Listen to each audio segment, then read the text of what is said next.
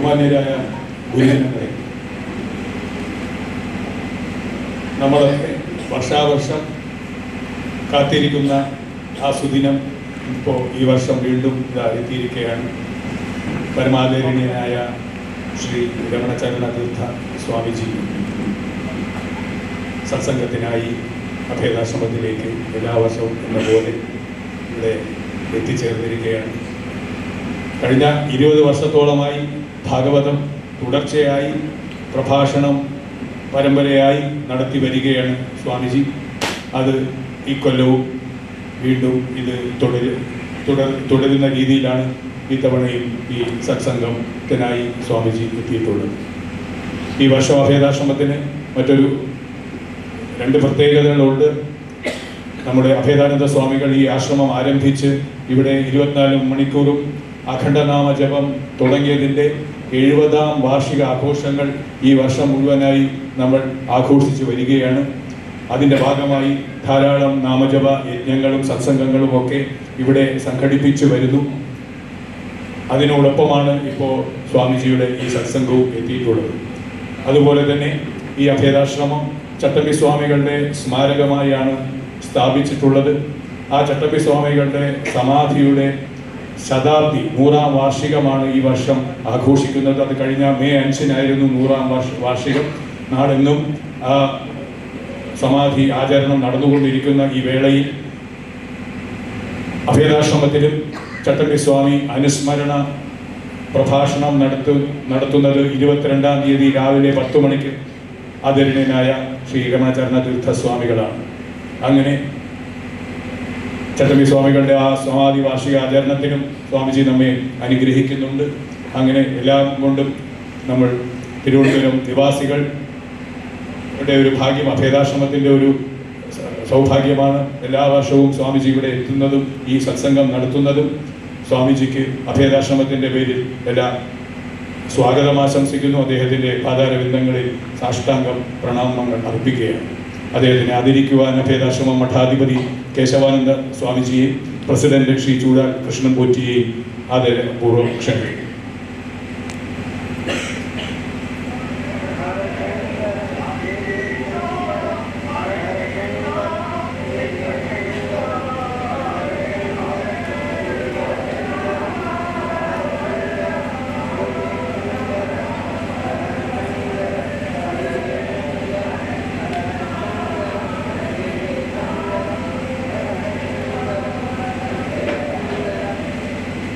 വർഷാവർഷം ഈ സത്സംഗത്തിൽ പങ്കെടുക്കുവാനും ഇതിൽ അദ്ദേഹത്തിൻ്റെ വാക്കുകൾ കേൾക്കുവാനുമായി ഇവിടെ എത്തിച്ചേർന്നിട്ടുള്ള എല്ലാ മാന്യ ജനങ്ങൾക്കും സജ്ജനങ്ങൾക്കും അഭേദാശ്രമത്തിൻ്റെ പേരിൽ സ്വാഗതം ആശംസിക്കുകയാണ്. ഈ സത്സംഗം ഇവിടെ ആരംഭിക്കുകയാണ്. അതിനായി ശ്രീ സ്വാമിജിയെ സാദരം ക്ഷണിക്കും.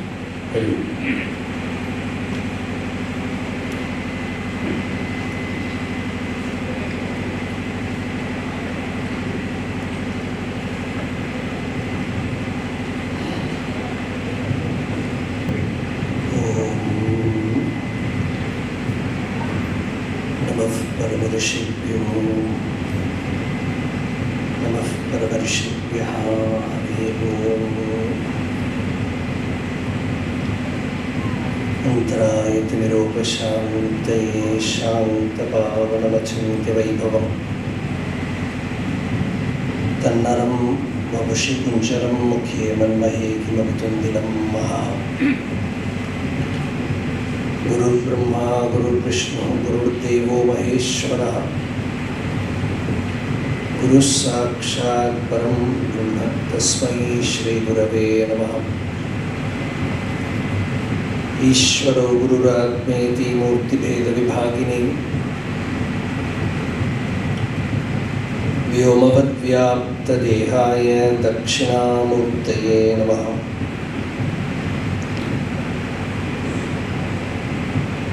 यस्यान्तन्नादिमध्यं न हि करचरणं नामगोत्रं न सूत्रं नो जातिं नैव वर्णा न भवति पुरुषो न नपुंसं न च स्त्रीं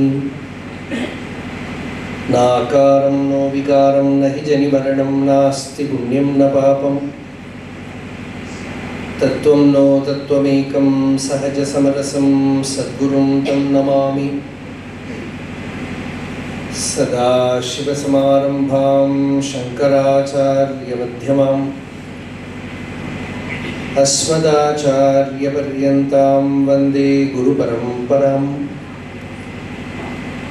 मौनव्याख्या प्रकटितपरब्रह्मतत्त्वं युवानं वर्षिष्टान्तेव सदृशिगणैरावृतं ब्रह्मनिष्ठैः आचार्येन्द्रं करकलितचिन्मुद्रमानन्दरूपं स्वात्मारामं विदवदनं दक्षिणामूर्तिमीडे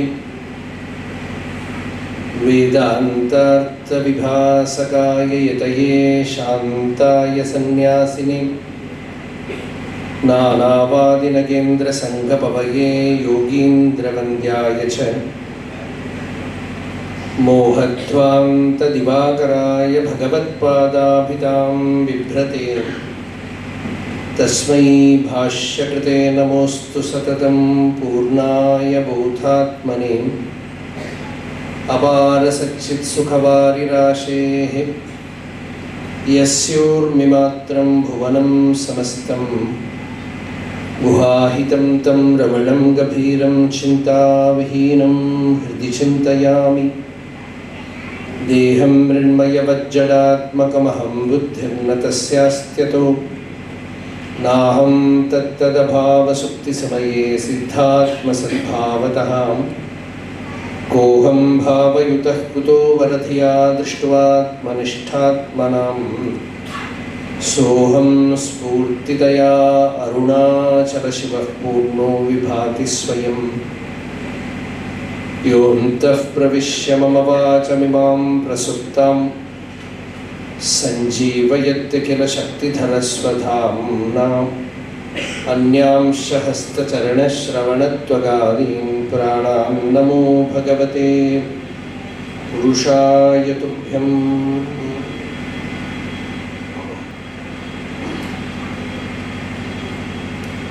जन्माद्यस्य यतोऽन्वयादितरतश्च अर्थेष्वभिज्ञस्वराट् तेने ब्रह्महृदाय आदिकवये मुह्यन्ति यत्सूरयः तेजो वारिमृदां यथा विनिमयो यत्र त्रिसर्गो मृषां धाम्ना स्वेन सदा निरस्तकुहकं सत्यं परं धीमहि कस्मै येन विभासितोऽयमतुलो ज्ञानप्रदीपः पुरा तद्रूपेण च नारदाय मुनये कृष्णाय तद्रूपिणां योगीन्द्राय तदात्मनाथ भगवद्राताय कारुण्यतः तच्छुद्धं विमलं विशोकम् अमृतं सत्यं परं धीमहि धर्मः प्रोज्झितकैतवोऽत्र परमो निर्मत्सराणां सतां वेद्यं वास्तवमत्र वस्तु शिवदं तापत्रयोन्मूलनं श्रीमद्भागवते महामुनिकृते किं वा परैः ईश्वरः सद्यो हृद्यवरुध्यतेऽत्र कृतिभिः शुश्रूषुभिस्तक्षणात् निगमकल्पतरोर्गलितं फलं शुकमुखादमृतद्रवसंयुतं पिबद भागवतं रसम् आलयं मुहुरहो रसिकाः भुवि भावुकाः यं प्रव्रजन्तमनुपेतमपेतकृत्यं द्वैपायनो विरहकातर आजुहाव पुत्रेति तन्मयतया तरवोऽभिनेदुः तं सर्वभूतहृदयं मुनिम् आनतोऽस्मि यस्वानुभावमखिलश्रुतिसारमेकम् अध्यात्मदीपम् अतितितीर्षदां तमोऽन्धम् സംസാരിണാം കരുണയാഃ പുരാണഗുഹ്യം തം വ്യാസസൂനുമുപയാമി ഗുരും മുനീനാം നാരായണം നമസ്കൃത്യ നരം ചൈവ നരോത്തമം ദേവീം സരസ്വതീം വ്യാസം തതോ ജയമുദീരയേത്. സച്ചിദാനന്ദരൂപായ വിശ്വോത്പത്യാദിഹേതവേ താപത്രയ വിനാശായ ശ്രീകൃഷ്ണായ വയം നമഃ. സത്യവ്രതം സത്യപരം ത്രിസത്യം സത്യസ്യ യോനിം നിഹിതം ച സത്യേ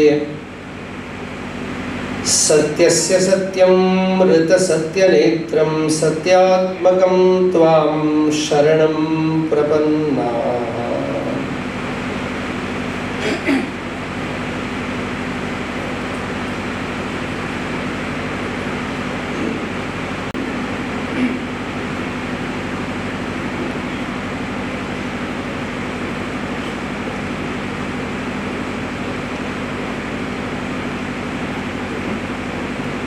പരമഭാഗവതനായ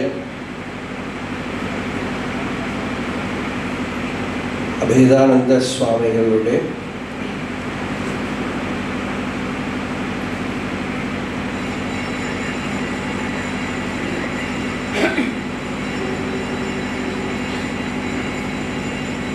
ഭക്താനുകമ്പ കൊണ്ട് തുടങ്ങിയ ഒരു ആശ്രമ സന്നിവേശം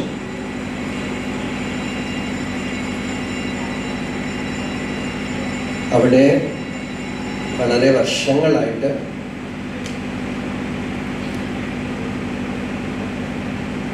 നമ്മൾ ശ്രീമദ് ഭാഗവതം മാത്രമല്ല പല വിഷയങ്ങളായിട്ട് സത്സംഗം നടന്നു വരുന്നു.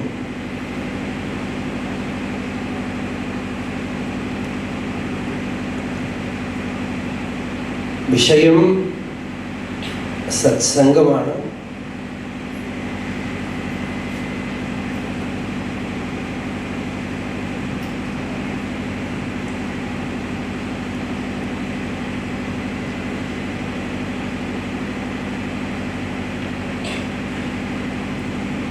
നമുക്ക്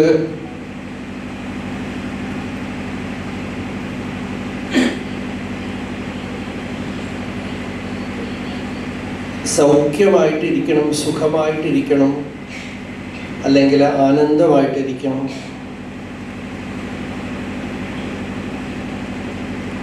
ഈ ഒരു ആഗ്രഹത്തിലാണ് ലോകം മുഴുവനും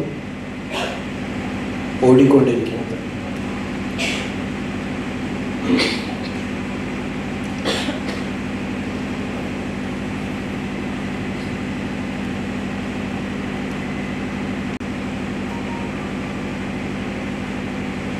സ്വസ്ഥം നമ്മൾ മലയാളത്തിൽ പണ്ട് ധാരാളമായിട്ട് ഉപയോഗിക്കുന്ന വാക്കാണ്.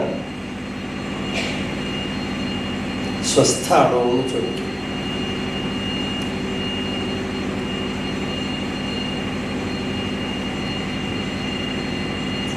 സ്ഥം എന്ന് വെച്ചാൽ ഇരിക്കുക, സ്വം എന്ന് വെച്ചാൽ തന്നില്.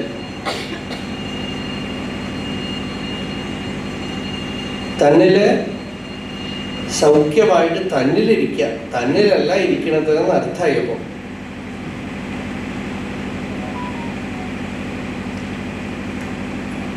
മുക്തി എന്ന് പറയുന്നത് തന്നെ ശാസ്ത്രീയമായിട്ട് ഭാഗവതം ഒരു നിർവചനം കൊടുക്കുന്നത് ഈ സ്വസ്ഥതയാണ്. മുക്തിർഹിത്വാ അന്യഥാഭാവം സ്വരൂപേണ അവസ്ഥിതി. മുക്തി എന്ന് പറയുന്നത് താനല്ലാത്തതിനോടുള്ള പറ്റിക്കൂടലൊക്കെ വിട്ടിട്ട് താനായിട്ട് ഇരിക്കുക, തന്നിൽ ഇരിക്കുക. ആത്മന്യേവ ആത്മനാ ആത്മാനം ആത്മനൈവ ആത്മനാ തുഷ്ടഃ എന്നൊക്കെ ഭഗവാൻ ഗീതയില് ഭക്തന് ലക്ഷണം പറഞ്ഞു. തന്നിൽ തന്നെ സന്തോഷം കണ്ട്, ആത്മാവിൽ തന്നെ സന്തോഷം ആത്മാ തന്നെ സന്തോഷമാണ്.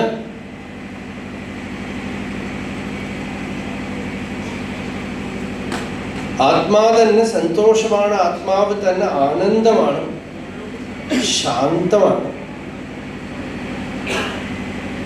ബാക്കി അന്യവസ്തുക്കള് എന്നെങ്കിലും ഒരു ദിവസം നമ്മൾക്ക് വിഷമം ഉണ്ടാക്കും, ദുഃഖം ഉണ്ടാക്കും എന്നുള്ളത് അനിഷേധ്യമായിട്ടുള്ള ഒരു നിയമമായിട്ടാണ് ഉപനിഷത്ത് പറയുന്നത്. ഇന്നിപ്പോ നമ്മൾ തുടങ്ങാൻ പോകുന്ന ഭാഗമൊക്കെ അതിനെക്കുറിച്ചുള്ളതാണ്. നമ്മളുടെ ഒക്കെ വിഷമം എന്താന്ന് വെച്ചാൽ നമ്മളല്ലാത്ത വസ്തുക്കളെ കയറി പിടിച്ചിട്ട് അത് നമ്മൾ പറഞ്ഞ പോലെ കേൾക്കണം എന്നുള്ള വാശി പിടിക്കണം. സൂര്യൻ രാത്രി ഉദിക്കണം, ചന്ദ്രൻ അമാവാസ ദിവസം ഉദിക്കണം, ഉദിച്ചിട്ടില്ലെങ്കിൽ അമ്പലത്തിൽ തേങ്ങ ഒടിക്കണം, എന്നാ പിന്നെ ഉദിക്കുവോ? ഒന്നും മാറില്ല. പ്രകൃതേർ അന്യഥാഭാവോ ന കഥഞ്ചിത് ഭവിഷ്യത്. ഒരു മഹാശക്തി എല്ലാം നടത്തിക്കൊണ്ടിരിക്കുമ്പോ അങ്ങനെ പറയാം. അല്ലെങ്കിലോ ബാക്കിയൊക്കെ തന്നെ അനാത്മവസ്തുവാണ് എന്ന് ശാസ്ത്രീയമായിട്ടും പറയാം.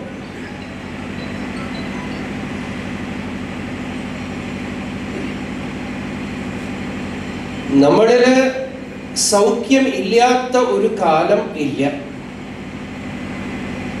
അന്യവസ്തുക്കളില് സൗഖ്യം നിലനിൽക്കുക എന്നുള്ളൊരു പരിപാടി ഇല്ല.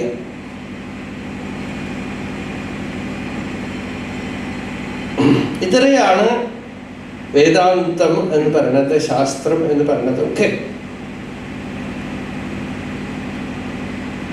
ശങ്കരാചാര്യർ ബ്രഹ്മസൂത്ര ഭാഷ്യം ആരംഭിക്കുമ്പോൾ വളരെ ലളിതമായ ഒരു കാര്യം പറയുന്നുണ്ട്. ഭാഗവതം അതിന് വ്യാഖ്യാനമാണ്. ബ്രഹ്മസൂത്രത്തിന് ഉത്തമ വ്യാഖ്യാനാണെന്ന് പറയും. പ്രകാശവും ഇരുട്ടും പോലെ രണ്ട് വസ്തുക്കൾ ഉണ്ട് എന്നാണ്. ഒന്ന് പ്രകാശമാണ്. എന്താണ് പ്രകാശം എന്ന് വെച്ചാൽ ഞാൻ, നീ, ഈ രണ്ട് കാര്യത്തിനിടയിൽ ലോകം മുഴുവൻ അവസാനിച്ചു അത്രേ.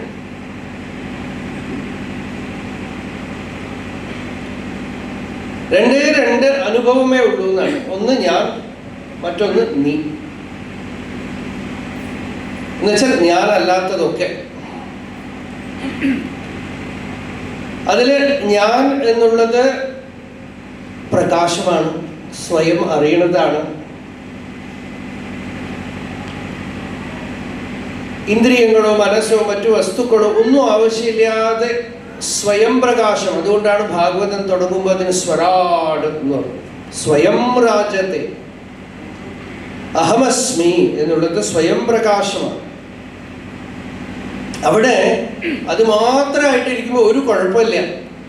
ഒരു ദൃഷ്ടാന്തം എന്താണ്? സുഷുപ്തിയാണ്. സുഖമായിട്ട് ഉറങ്ങുമ്പോൾ ആർക്കും ഒരു ബുദ്ധിമുട്ടുമില്ല. ലോകമേ പ്രളയം വന്നു പോയാൽ പോലും ഉറങ്ങിക്കഴിഞ്ഞാൽ ബ്രഹ്മാവിനും അറിയില്ല, നമുക്കും അറിയില്ല. ഇപ്പോഴും അതെ, നമ്മുടെ പ്രതിദിന ജീവിതത്തിൽ എന്തൊക്കെ ദുഃഖം വന്നു കഴിഞ്ഞാലും നമ്മളല്ലാത്തതിനെ മുഴുവൻ വിട്ട് കഴിയുമ്പോൾ സുഖമായിട്ടിരിക്കും. ഇത് നമുക്ക് അറിയണത് കൊണ്ടാണ് ആളുകൾ അതിനെയൊക്കെ വിടാൻ എന്തെങ്കിലുമൊക്കെ വഴി നോക്കണത്.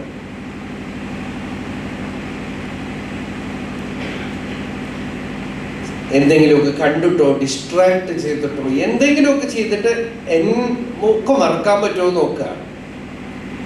പക്ഷെ അത് കൂടുതൽ വിഷമത്തിലായിരിക്കും. അറിവോടുകൂടെ അതിലേക്ക് വരണം. പ്രതി ദിവസം ഉറങ്ങുന്ന സമയത്ത് സുഖമായിട്ടിരുന്നു എന്ന് എഴുന്നേറ്റ് പറയണത് ഒരു ക്ലൂ ആണ്. നമ്മളുടെ ഉള്ളിൽ ആ സുഖം ഉണ്ട്. സുഖം നമ്മളുടെ സ്വരൂപമാണ്. അതല്ലാത്ത വസ്തുക്കളിലൊക്കെ തന്നെ കുറച്ച് നേരത്തേക്ക് സന്തോഷം, പ്ലഷർ ഉണ്ടാവും. നമുക്ക് അതിലൊരു രാഗം ഉണ്ടാവും. അത് കുറച്ച് കഴിയുമ്പോൾ നമ്മളെ വിട്ടിട്ട് പോവുകയും ചെയ്യും. അപ്പൊ എത്ര കണ്ട് അത് സുഖം തന്നു അത്ര കണ്ട് ബുദ്ധിമുട്ട്, വിഷമം, വേദന അത് ഉണ്ടാക്കും. അതുകൊണ്ടാണ് ഗീതയിൽ ഭഗവാൻ പറഞ്ഞു,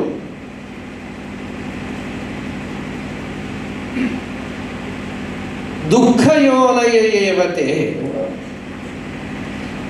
പുറത്ത് നിന്നും വരുന്ന വസ്തുക്കളൊക്കെ തന്നെ ദുഃഖത്തിന് ഇന്നല്ലെങ്കിൽ നാളെ പ്രസവിക്കുന്നതാണ്. ദുഃഖയോനി, ദുഃഖം ഗർഭത്തിലുണ്ട്, എപ്പോ പുറത്തു വരുമെന്ന് അറിയില്ല.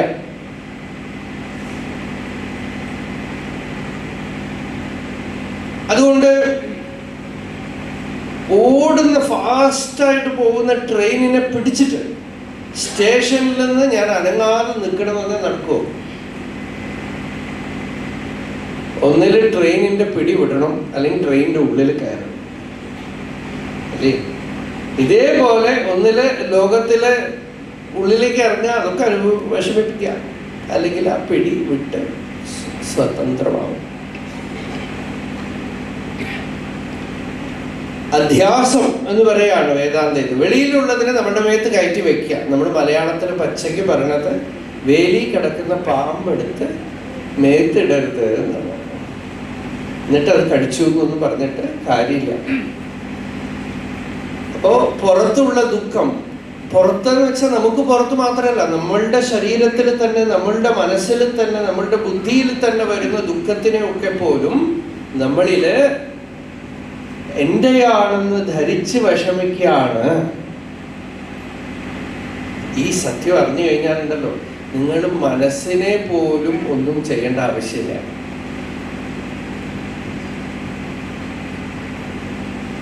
മനസ്സും നമ്മളുടേതൊന്നും അല്ല. മനസ്സ് ഇല്ലാത്ത അവസ്ഥയിലും നമ്മളുണ്ട് സുഷുപ്തിയില്. നമ്മളുടെ സ്വരൂപം പരമ സൗഖ്യമാണ്, ശാന്തിയാണ്, പ്രകാശമാണ്. ബാക്കിയെല്ലാം ഇരുട്ട് എന്ന് പറഞ്ഞു ശങ്കരാചാര്യൻ. ബാക്കിയെല്ലാം ഇരുട്ട്. ഇത് ശങ്കരാചാര്യർ മാത്രമല്ല, ഭാഗവതത്തിൽ പല സ്ഥലത്തും ഈ ആശയം വരുന്നുണ്ട്, ഈ വിഷയം വരുന്നുണ്ട്. ബാക്കിയെല്ലാം ഇരുട്ട് എന്ന് വെച്ചാൽ അതിനെക്കുറിച്ച് നമുക്ക് പൂർണ്ണമായ ഒരു നിരൂപണമൊന്നും ചെയ്യാൻ ഒക്കില്ല, ഇന്നതൊന്നും പറയാൻ ഒക്കില്ല. അപ്പോ സത്യം എന്ന് പറഞ്ഞാൽ മാറാതെ ഇരിക്കുന്നത്, നിത്യനിരന്തരം സൗഖ്യം ഉള്ളത്, ആനന്ദമുള്ളത്, ശാന്തി ഉള്ളത്.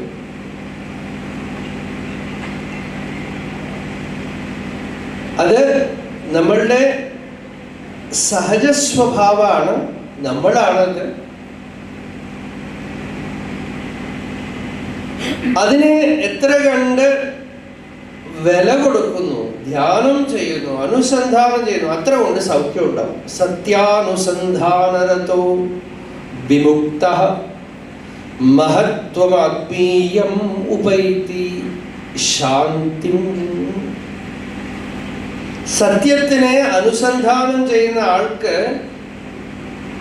സ്പിരിച്വൽ ബെനിഫിറ്റ്, മഹത്വം, ആത്മീയം ഉപൈതി ശാന്തി, ശാന്തിയില്ല.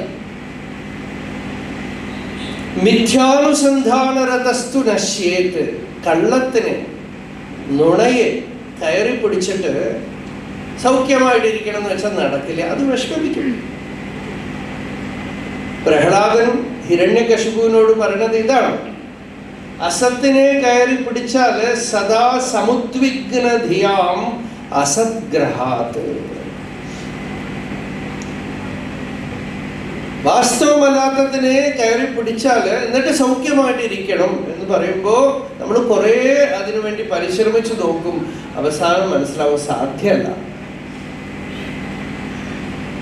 സൗഖ്യം നമ്മളിലേ ഉള്ളൂ, നമ്മളുടെ സ്വരൂപത്തിലാണ്. നമ്മളുടെ സ്വാഭാവികമായ സ്ഥിതിയിൽ സ്വസ്ഥത ഉണ്ട്, സമാധി ഉണ്ട്, ശാന്തി ഉണ്ട്, നിർവൃതി ഉണ്ട്. ഈ അറിവാണ് ജ്ഞാനം. ഇതല്ലാതെ ബാക്കി വസ്തുക്കളിലേക്ക് മനസ്സിനെ തിരിച്ചുവിട്ട അജ്ഞാനം, അജ്ഞാനത്തിന്റെ ഫലം എന്താണ്?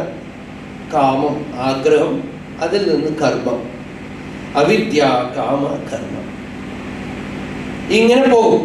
ഇതിൽ നിന്നും ക്ലേശം, ബുദ്ധിമുട്ട്, വിഷമം, വേദന. എന്നിട്ട് കുറേ വേദനിച്ചിട്ട് ആ വേദന എങ്ങനെ തീരും എന്ന് എല്ലാ സ്ഥലത്തും ചെന്ന് മുട്ടി നോക്കുക.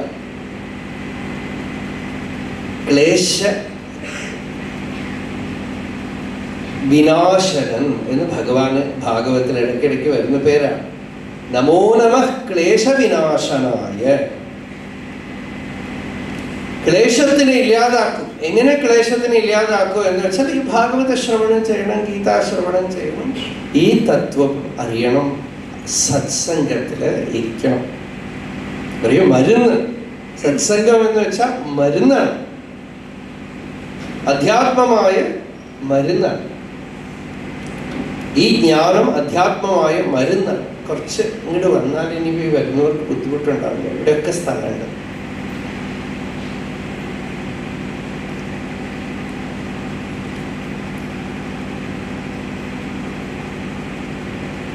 ഞങ്ങൾ മുമ്പ് സ്കൂളിലേക്ക് പോകുമ്പോൾ ബസ്സിൽ സ്ഥലം ഉണ്ടാവില്ല. പക്ഷെ കണ്ടക്ടർ പറയും ഫുട്ബോൾ കളിക്കാനുള്ള സ്ഥലം ഉണ്ടാവില്ല, നിൽക്കാനേ സ്ഥലം ഉണ്ടാവില്ല. ഇപ്പൊ ശരിക്കും സ്ഥലം ഉണ്ടാവില്ല, ധാരാളം. ആ നടുക്കൊക്കെ സ്ഥലമുണ്ട്.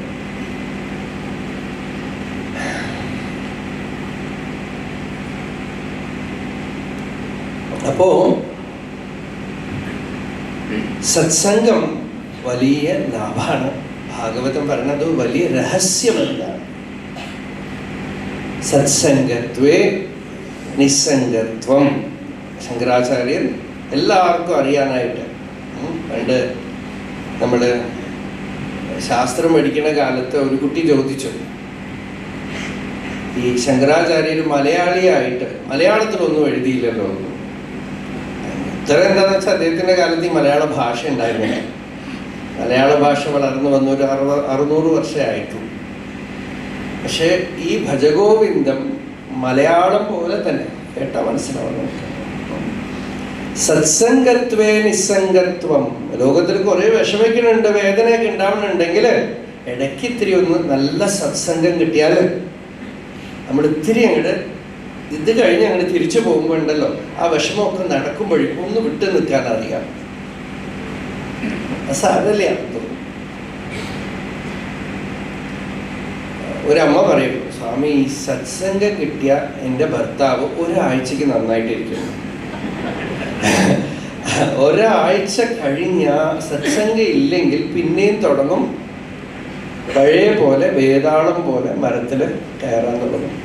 അതുകൊണ്ട് സത്സംഗം ഇടയ്ക്കിടയ്ക്ക് ഒരു മരുന്നാണ്. അതുകൊണ്ട് ആ അമ്മ നിർബന്ധിച്ച് കൂട്ടിക്കൊണ്ടുവരും അദ്ദേഹത്തിന്. ചില ഭർത്താക്കന്മാരൊക്കെ ഉണ്ട്, ഭാര്യമാരെ അഭേദാശ്രമം ഗേറ്റിൽ കൊണ്ടാക്കിയിട്ട് പോകും. പിന്നെ രാത്രി കറക്റ്റ് ടൈമിന് ഉമ്മർത്ത് എവിടെയെങ്കിലുമൊക്കെ ഇരുന്നിട്ട് കൂട്ടിക്കൊണ്ടുപോകും. എവിടെയെങ്കിലും വന്ന് ചെവിയിലൊന്നും കേൾക്കാൻ പാടില്ലല്ലോ. അപ്പോൾ സത്സംഗം കുറച്ചൊരു ചെറിയ ഒരു ഡിറ്റാച്ച്മെന്റ് ഉള്ളിൽ ഉണ്ടാക്കും. പിന്നെ ഇത്തിരി ഡിറ്റാച്ച്മെന്റ് ഉണ്ടെങ്കിൽ തന്നെ നമ്മൾ ലോകത്തിലെ കുറച്ചൊക്കെ സമാധാനം വരും. സത്സംഗത്വേ നിസ്സംഗത്വം കാണപ്പെടുന്ന ഇഫക്റ്റാണത്. സത്സംഗത്തിൽ കുറച്ചു കാലം ഇരുന്ന് കഴിയുമ്പോൾ അങ്ങനെ പഴകി സ്വയമേവ ധ്യാനം ചെയ്യാൻ പറ്റില്ല, ജപം ചെയ്യാൻ പറ്റില്ല, ഒരു പുസ്തകം വായിക്കാൻ പറ്റില്ല, എങ്കിലും ഒന്നും കുഴപ്പമില്ല. സത്സംഗത്തിൽ ഇടയ്ക്കിടയ്ക്ക് പോയി ഇരുന്നൊന്ന് ശ്രവണം ചെയ്യാമെങ്കിൽ പിന്നീട് അങ്ങോട്ട് ലൗകിക ജീവിതത്തിലേക്ക് ഇറങ്ങി പോകുമ്പോൾ ഒരു ചെറിയ ഒരു അസംഗത, ഒരു വിസിബിൾ ഇഫക്റ്റാണത്. ഒരു അസംഗത, ഒരു നിസ്സംഗത. എന്തെങ്കിലുമൊക്കെ വിഷമം ഉണ്ടാകുമ്പോഴെങ്കിലും കാര്യമാക്കണില്ല. ഇത്രയും കാലം വളരെ സീരിയസ് ആയിട്ട് എടുത്തിരുന്നത് സാരല്ല. നിസ്സംഗത്വം. ക്രമേണ അടുത്ത പടി നിർമോഹത്വം എന്ന് വെച്ചാൽ അവിദ്യ ഉള്ളിൽ നിന്ന് പോകും, അജ്ഞാനം ഉള്ളിൽ നിന്ന് പോകും. നമ്മൾ അന്വേഷിക്കുന്ന ആ സത്യം നമ്മളിൽ തന്നെ നമ്മളുടെ സ്വരൂപമായിട്ടുണ്ട്, നമ്മളിൽ നിരന്തരം പ്രകാശിച്ചു കൊണ്ടിരിക്കുന്നു എന്നുള്ള ആ ഒരു തിരിച്ചറിവ് ഉള്ളിലുണ്ടാവും. പതുക്കെ ഇതൊക്കെ പതുക്കെ ഒരു ദിവസം കൊണ്ട് 2 ദിവസം കൊണ്ടൊന്നും ഉണ്ടാവില്ല. അതുകൊണ്ടാണ് ഗീതയിൽ ഭഗവാൻ പറഞ്ഞു ശനൈഹി ഉപരമേത്. പതുക്കെ പതുക്കെ പതുക്കെ ഒന്നുമില്ലാത്ത വിദ്യാഭ്യാസത്തിന് എത്ര കാലം ചെലവാക്കണം അല്ലേ?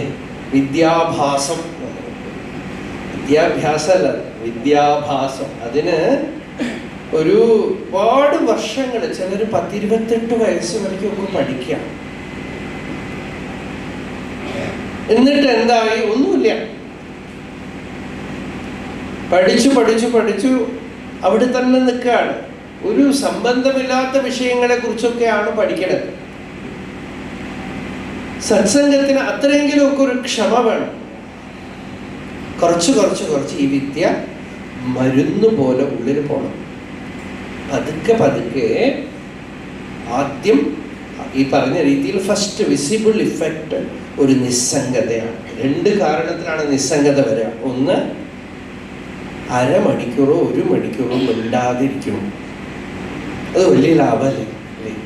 ഒന്നുമില്ലെങ്കിലൊക്കെ മിണ്ടാതെ ഒരു സ്ഥലത്ത് 1 മണിക്കൂർ ഇരിക്കുന്നു. രണ്ടാമത്, കുറേ കാലമായിട്ട് ഇല്ലാത്ത ഉറക്കം കിട്ടണം. ചിലർക്ക് അങ്ങനെയാണ്. മൂന്നാമത്, ഉറക്കത്തിൽ നിന്ന് എണീക്കുമ്പോൾ എന്തെങ്കിലുമൊക്കെ ചില അറിവൊക്കെ ഉള്ളിൽ പോകും. അടുത്ത പടിയായിട്ട് സാധുസംഗം ഉണ്ടാവും. എന്നുവെച്ചാൽ very air that you breath. അവിടെ ഇരിക്കുമ്പോൾ നമ്മൾ അടുത്തിരിക്കുന്നവരുടെ മേത്തേക്കൊക്കെ നമ്മളുടെ സൈക്കിക് എനർജി മനസ്സിനെ ഇങ്ങനെ വിട്ടുകൊണ്ടിരിക്കുന്നുണ്ട്, നമ്മളറിയില്ല. ഒരു സിനിമ തിയേറ്ററിൽ പോയിട്ട് ഇരുന്ന് വന്നു കഴിഞ്ഞാൽ സിനിമ കാണൽ മാത്രമല്ല, നമ്മളങ്ങോട്ട് ഡ്രെയിൻഡ് ഔട്ട് ആയിട്ട് തീരും. ഉള്ളിലുള്ള ഊർജം മുഴുവൻ അങ്ങോട്ട് പോകും. അതിലുണ്ടാവുന്ന രാഗദ്വേഷങ്ങളൊക്കെ ആ സ്ക്രീനിലെല്ലാം നടക്കുന്നത്. ഇവിടെ ഇരിക്കുന്ന ഈ ജീവനുള്ള കുറേ ആളുകളുടെ ഉള്ളിൽ ഇങ്ങനെ അലയടിക്കും. അതൊക്കെ അന്തരീക്ഷത്തിൽ നിൽക്കും, നമ്മളുടെ മേലെ അടിക്കും. അത് കഴിഞ്ഞ് വരുമ്പോൾ നമ്മളിങ്ങനെ കാറ്റുപോയ ബലൂണ് പോലെയാണ് പുറത്തു വരിക. സത്സംഗത്തിലിരിക്കുമ്പോ ഭക്തി, ജ്ഞാനം, വൈരാഗ്യം, ശാന്തി, ഭഗവത് കഥ, ഒരു സ്വസ്ഥത, എല്ലാറ്റിനും മേലെ ഒരു സപ്താഹമാകുമ്പോൾ നല്ല ശാപ്പാട്. ചിലപ്പോൾ സത്സംഗത്തിൽ ഈ പറയുന്ന ആളുകൾ, കേൾക്കുന്ന ആളുകൾ മാത്രമല്ല, ആരെങ്കിലുമൊക്കെ മഹാപുരുഷന്മാർ വന്നിരിക്കും നടുവില്. അഖണ്ഡാനന്ദ സരസ്വതി സ്വാമി വടക്ക് ദിക്കില് ഭാഗവതക്കാരനില് വലിയ മഹാപുരുഷനായിരുന്നു. വൃന്ദാവനത്തില് ഇന്ന് അവരുടെ ആശ്രമമുണ്ട്. അദ്ദേഹം പൂർവാശ്രമം ഗൃഹസ്ഥാശ്രമിയായി ഇരിക്കുമ്പോൾ ശന്തനു ദ്വിവേദി എന്നാണ് പേര്. അന്ന് തന്നെ അദ്ദേഹം ഗീതാ പ്രസ്സിൽ ഇപ്പം നമുക്ക് കിട്ടുന്ന ഭാഗവതമൊക്കെ അദ്ദേഹത്തിൻ്റെ വ്യാഖ്യാനമാണ്. ഹിന്ദി വ്യാഖ്യാനം, ഇംഗ്ലീഷ് അല്ല, ഹിന്ദി വ്യാഖ്യാനം. അപ്പോൾ ഉപനിഷത്തൊക്കെ ഹിന്ദി വ്യാഖ്യാനം, ഇപ്പോൾ ആ ഭാഷ്യമൊക്കെ അതിനൊക്കെ ഹിന്ദി വ്യാഖ്യാനം അദ്ദേഹത്തിൻ്റെയാണ് പലതും. അപ്പൊ അദ്ദേഹം ഗൃഹസ്ഥാശ്രമത്തിൽ ഇരിക്കുന്ന കാലത്ത് ഭാഗവതം പറയും. 2-3 കഥ ഓർമ്മ വരുന്നത് ഞാൻ മുമ്പ് പറഞ്ഞിട്ടുള്ളതാണ്. വീണ്ടും ചിലതൊക്കെ തിരിച്ചു പറഞ്ഞാലൊന്നും കുഴപ്പമില്ല. അദ്ദേഹം ഭാഗവതം പറഞ്ഞ് എത്രയോ ആളുകൾക്ക് ഭാഗവതം പറഞ്ഞു കൊടുത്തു. വേദാന്ത ശ്രവണത്തിന് മുമ്പ് അദ്ദേഹത്തിന് ഒരു നിർബന്ധം ഉണ്ടായിരുന്നു, പൂർവ്വസങ്കല്പം. എന്താന്ന് വെച്ചാൽ ഇഷ്ടദേവത കൃഷ്ണനാണ്, അതുകൊണ്ട് കൃഷ്ണനെ ഉപാസന ചെയ്ത് പ്രത്യക്ഷ ദർശനം സാധിക്കണം എന്ന ഒരു പൂർവ്വസങ്കല്പം ഉണ്ടായിരുന്നു. അതിനുശേഷമേ വേദാന്ത ശ്രവണം ചെയ്യുള്ളൂ. ആ പൂർവ്വസങ്കല്പത്തിനനുസരിച്ച് ഒരു മഹാപുരുഷൻ, അദ്ദേഹത്തിൻ്റെ ഗുരുക്കന്മാർ പലരുണ്ടായിരുന്നു. ഉപാസനാ ഗുരുക്കന്മാരും ജ്ഞാനഗുരുവും രണ്ടും വേണം നമുക്ക്. ചിലർ നമുക്ക് കർമ്മം പറഞ്ഞു തരും. കർമ്മത്തിനെ യോഗമായിട്ട് എങ്ങനെ ചെയ്യണം, എങ്ങനെ ആരാധനയായിട്ട് ചെയ്യണം, അതൊക്കെ ചിലരുടെ ഇൻസ്പിറേഷനിൽ നമുക്ക് വരും. ഫലേച്ഛയില്ലാതെ ചെയ്യണം. കർമ്മത്തിന്റെ രഹസ്യം ചിലർ പറഞ്ഞു തരും, അത് നമുക്ക് വേണം. ചിലർ എന്തെങ്കിലുമൊക്കെ മന്ത്രം ഉപദേശിച്ച് തന്ന് നമുക്ക് ഭഗവാന്റെ രൂപത്തിനെ ധ്യാനിക്കാനുള്ള ഭക്തിമാർഗം കാണിച്ചു തരുന്ന ആചാര്യന്മാരുണ്ടാവും.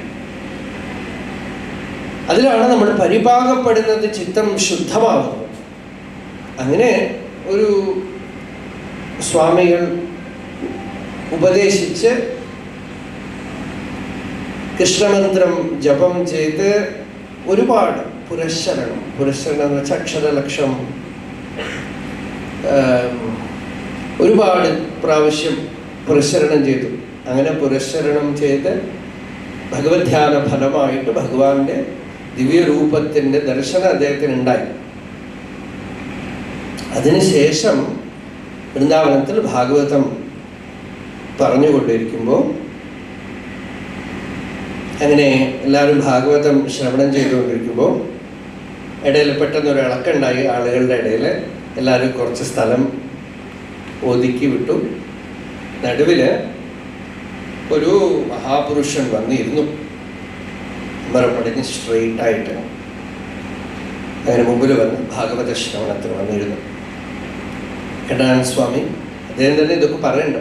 പാവന പ്രസംഗ് എന്ന് പറഞ്ഞാൽ അദ്ദേഹത്തിൻ്റെ തന്നെ ജീവിതത്തിലെ പല മഹാപുരുഷ സമ്പർക്കത്തിനെ കഥകളായിട്ട് പറയുന്നുണ്ട്.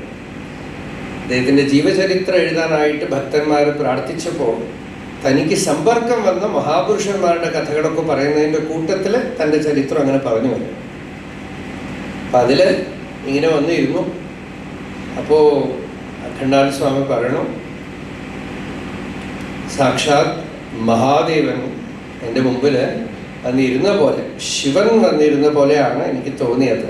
അദ്ദേഹത്തിൻ്റെ ഒരു ഉഡിയാബാബ എന്ന് വിളിക്കവര് പൂർണ്ണാനന്ദ തീർത്ഥ എന്ന് പേര്. അദ്ദേഹത്തിനെ കുറിച്ച് ധാരാളം കേട്ടിട്ടുണ്ട്, സ്വാമികളെ കുറിച്ച്. അദ്ദേഹം മുമ്പിൽ വന്നിരുന്നു. അപ്പോൾ അദ്ദേഹം ഭാഗവതം രസിച്ച് പറഞ്ഞുകൊണ്ടിരിക്കുകയാണ്. അങ്ങനെ ശ്രോതാവായിട്ട് ആണ് ഗുരുവിൻ്റെ ദർശനം ആദ്യമായിട്ട്.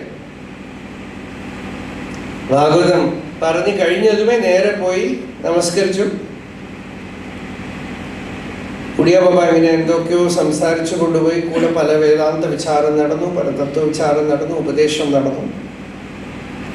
ആദ്യത്തെ ഉപദേശം അവിടെ വെച്ചാണ്. അദ്ദേഹത്തിന്റെ ജ്ഞാനഗുരു പൂർണ്ണാനന്ദ തീർത്ഥസ്വാമി ഉടിയാബാബ. അതേപോലെ അദ്ദേഹത്തിന് ഭാഗവതം പറയുമ്പോൾ തന്നെ വേറെ ഒരു അനുഭവം ഉണ്ടായി. ശങ്കരാനന്ദ ഭിക്ഷു ശങ്കരാനന്ദൻ എന്ന് പറഞ്ഞ് ഋഷികേശിലുണ്ടായിരുന്ന ഒരു മഹാത്മാ. ഇപ്പൊ ഋഷികേശ് ഇതും അദ്ദേഹത്തിന്റെ പൂർവാശ്രമത്തിലാണ്.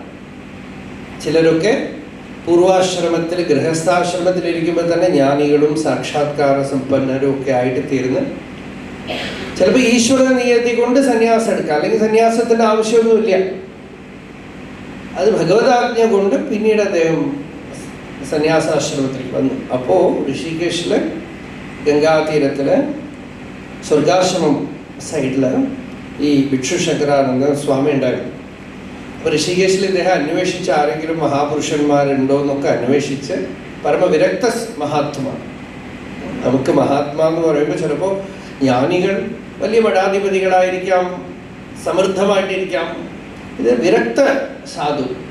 അപ്പം അദ്ദേഹത്തിൻ്റെ അടുത്ത് ചെന്ന് ഭാഗവതം അദ്ദേഹത്തിൻ്റെ അടുത്ത് ചെല്ലുമ്പോൾ അദ്ദേഹം നിർഗുണ വേദാന്തിയാണ്. വേദാന്തികൾ രണ്ട് വിധത്തിലുണ്ടാവും. ചിലർക്ക് ഭക്തിയുടെ രസവും ഉണ്ടാവും, വേദാന്ത ജ്ഞാനം ഉണ്ടാവും. ചിലർ ഭക്തിയൊന്നും, അവർക്ക് വേദാന്തത്തിൽ തന്നെ ഭക്തി ഉണ്ടാവും. ചിലപ്പോൾ വേദാന്തത്തിൽ തന്നെ സുഖം ഉണ്ടാവും, ആനന്ദം ഉണ്ടാവും. അല്ലാതെ പുറമേക്കൊരു രൂപമോ നാമസങ്കീർത്തനമോ അതിൻ്റെ ഒന്നും പോവില്ല. അതുപോലെയായിരുന്നു ഇദ്ദേഹം. അപ്പൊ അദ്ദേഹത്തിന് ചെന്ന് കണ്ട സ്വാമി പരമവിരക്തൻ, ഒരു നേരം ഭിക്ഷ അല്ലാതെ വേറെ ഒന്നുമില്ല, അങ്ങനെയുള്ള സാധു. നല്ല അദ്ദേഹത്തിന്റെ അടുത്ത് ചെന്ന് അഖണ്ഡാനന്ദ സ്വാമി അപ്പൊ അന്ന് ശന്തനു ദ്വിവേദി എന്ന് പേര്. അപ്പൊ അന്ന് പറഞ്ഞു, സ്വാമിജി എനിക്ക് ഭാഗവതം അങ്ങയുടെ മുമ്പിൽ വായിക്കണം എന്ന് ആഗ്രഹമുണ്ട്. ഭാഗവതം. അപ്പൊ ആ സ്വാമി ഭാഗവതത്തിനെ കുറെ കളിയാക്കി. ഈ കൃഷ്ണൻ കുറെ ഗോപസ്ത്രീകളുടെ കൂടെ ഡാൻസ് കളിക്കാൻ, ഇതൊക്കെ നിങ്ങൾ എങ്ങനെയാ ഈ കഥയൊക്കെ പറയണം എന്ന് പറഞ്ഞ് അദ്ദേഹം തമാശ കളിയാക്കി.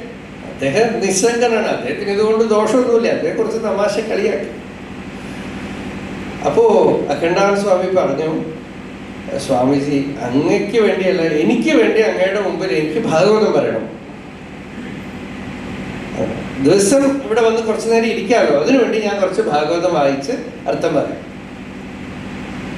അപ്പൊ ആദ്യം അദ്ദേഹം പറഞ്ഞു, പണ്ഡിറ്റ്ജി ഇതൊന്നും വേണ്ട, എനിക്കിപ്പോൾ അതിലൊന്നും രുചിയില്ല, ഒന്നും ഇല്ല, അങ്ങയ്ക്ക് വേണ്ട, എനിക്ക് വേണ്ടിയിട്ടെങ്കിലൊക്കെ ഒരു അനുമതി തരും എന്ന് പറഞ്ഞ് ദിവസം ഏകാദശ സ്കന്ധം ആ സ്വാമികളുടെ മുമ്പിൽ ഇരുന്ന് ഭാഗവതം പറഞ്ഞു. അദ്ദേഹം ഇങ്ങനെ കണ്ണീര് വിട്ട് കേട്ട് ആനന്ദിച്ച് ഭാവാവിഷ്ടനായി ഓരോ ദിവസവും പറയും, ആഹാ ഇത്ര വിരക്തമായ പരമഹംസ സംഹിതയാണ് ഭാഗവതം എന്ന് എനിക്കിപ്പോഴാണ് അറിയണം. ഇതൊക്കെ പറഞ്ഞു കഴിഞ്ഞ് എല്ലാം കേട്ടിട്ടും വളരെ സന്തോഷം. എന്നാലും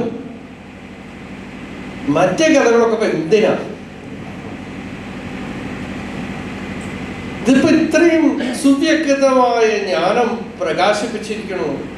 പാരമഹംസ്യമേകമമലം ജ്ഞാനം പരം ഗീയത്തെ, പരമഹംസ ധർമ്മമായ ജ്ഞാനം പ്രകാശിപ്പിച്ചിരിക്കണം. ഈ എന്തിനാ ഇപ്പൊ ഈ കഥകളൊക്കെ പറയണത്? അപ്പോ സ്വാമിജി പറഞ്ഞു, മഹാരാജ് അന്ന് തന്നെ പറയണം, എനിക്കറിയില്ല, പക്ഷെ ഞാൻ വായിച്ച് പറയാം എന്ന് പറഞ്ഞ് രാസക്രിയയുടെ എടുത്ത് അതിന് വേദാന്തപരമായിട്ടുള്ള അർത്ഥങ്ങളൊക്കെ എടുത്തുകൊണ്ട് അതൊരു കുറച്ച് ദിവസം പോയി പറഞ്ഞു. അതും അദ്ദേഹം വളരെ ആനന്ദിച്ചിട്ട്, ഇപ്പോൾ ശ്രോത ഒരു പരമഹംസ സന്യാസിയാണ്, വക്ത ഒരു ഗൃഹസ്ഥനായ ഒരു ബ്രാഹ്മണൻ ഭാഗവതമാണ്. ഇത് കേട്ട് കഴിഞ്ഞ് ആ ഭിക്ഷു അവസാനം പറഞ്ഞു, വലിയ ആനന്ദമായി, എനിക്ക് സന്തോഷമായി, പണ്ഡിറ്റ്ജി ആപ്കോ ദക്ഷിണ ദേനായ. കുറെ ഏകദേശം ഒരു 1.5 മാസം ഇതിങ്ങനെ നടന്നിട്ടുണ്ട്. അപ്പോൾ ആ ഭിക്ഷു പറഞ്ഞു, അങ്ങേക്ക് ഞാൻ എന്തെങ്കിലുമൊക്കെ ദക്ഷിണ തരണ്ടേ? അപ്പോ ശന്തനു ദ്വിവേദി എന്ന് വെച്ചാൽ അവർ 2 വേദം അവരുടെ പരമ്പരയിലുള്ളവരാണ്. അപ്പൊ അദ്ദേഹം പറഞ്ഞു, ദക്ഷിണ ഒന്നും വേണ്ട, ദക്ഷിണ ജ്ഞാനസന്ദേശ എന്നാണ് ഭാഗവതം പറഞ്ഞത്. അതുകൊണ്ട് ഈ ജ്ഞാനം ഞാനിത് അവിടെ വന്ന് അങ്ങേക്ക് പറഞ്ഞു കേൾപ്പിക്കാൻ ഒരു ഭാഗ്യം കിട്ടിയല്ലോ, ഇത് തന്നെയാണ് എനിക്ക് ദക്ഷിണ. അല്ല, നമ്മളുടെ സമ്പ്രദായമാണ് ആരുടെത്തെങ്കിലുമൊക്കെ അത് ശ്രവണം ചെയ്ത് കഴിഞ്ഞാൽ ആ ദക്ഷിണ ചെയ്യണമെന്ന്. പക്ഷെ ഞാൻ ഭിക്ഷുവാണ്, സന്യാസിയാണ്, ഒരു നേരത്തെ ഭിക്ഷയല്ലാതെ എൻ്റെ കയ്യിലൊന്നുമില്ല. അപ്പൊ ഞാൻ എന്ത് ദക്ഷിണ തരും? അതുകൊണ്ട് എൻ്റെ അടുത്ത് എന്തുണ്ടോ അതാണ് ദക്ഷിണ. അതുകൊണ്ട് ഞാനിത് അങ്ങേക്ക് ഒരു ദക്ഷിണ തരുന്നു, ഇനിമേലാൽ ഈ ദേഹാഭിമാനം അങ്ങേക്ക് ഉണ്ടാവാതിരിക്കട്ടെ.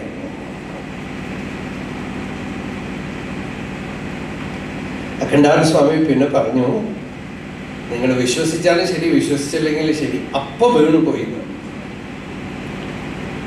അപ്പൊ വീണുപോയി ഈ ശരീരം ഞാനാണ് എന്നുള്ള ആ ഭ്രമം, ആ മോഹം. ഇതാണ് നിർമോഹത്വം എന്ന് പറഞ്ഞല്ലോ, നിർമോഹത്വം. അപ്പൊ വീണുപോയി. എങ്ങനെയാ കിട്ടിയത്? ഏതോ ഒരു മഹാപുരുഷ സമ്പർക്കം ഉണ്ടായി അല്ലേ? വിവേക ചൂടാമണിയില് ശങ്കരാചാര്യർ പറഞ്ഞു 3 ദുർലഭമാണ്. ഫസ്റ്റ് മനുഷ്യത്വം, പിന്നീട് ഭഗവത് സാക്ഷാത്കാരത്തിന് അല്ലെങ്കിൽ മോക്ഷത്തിന് ജ്ഞാനത്തിനുള്ള വാഞ്ച, പിന്നെ 3ാമത് ഒരു ജീവൻ മുക്തനായ പരമഹംസനായ ജ്ഞാനിയുടെ ഒരു ദർശനം.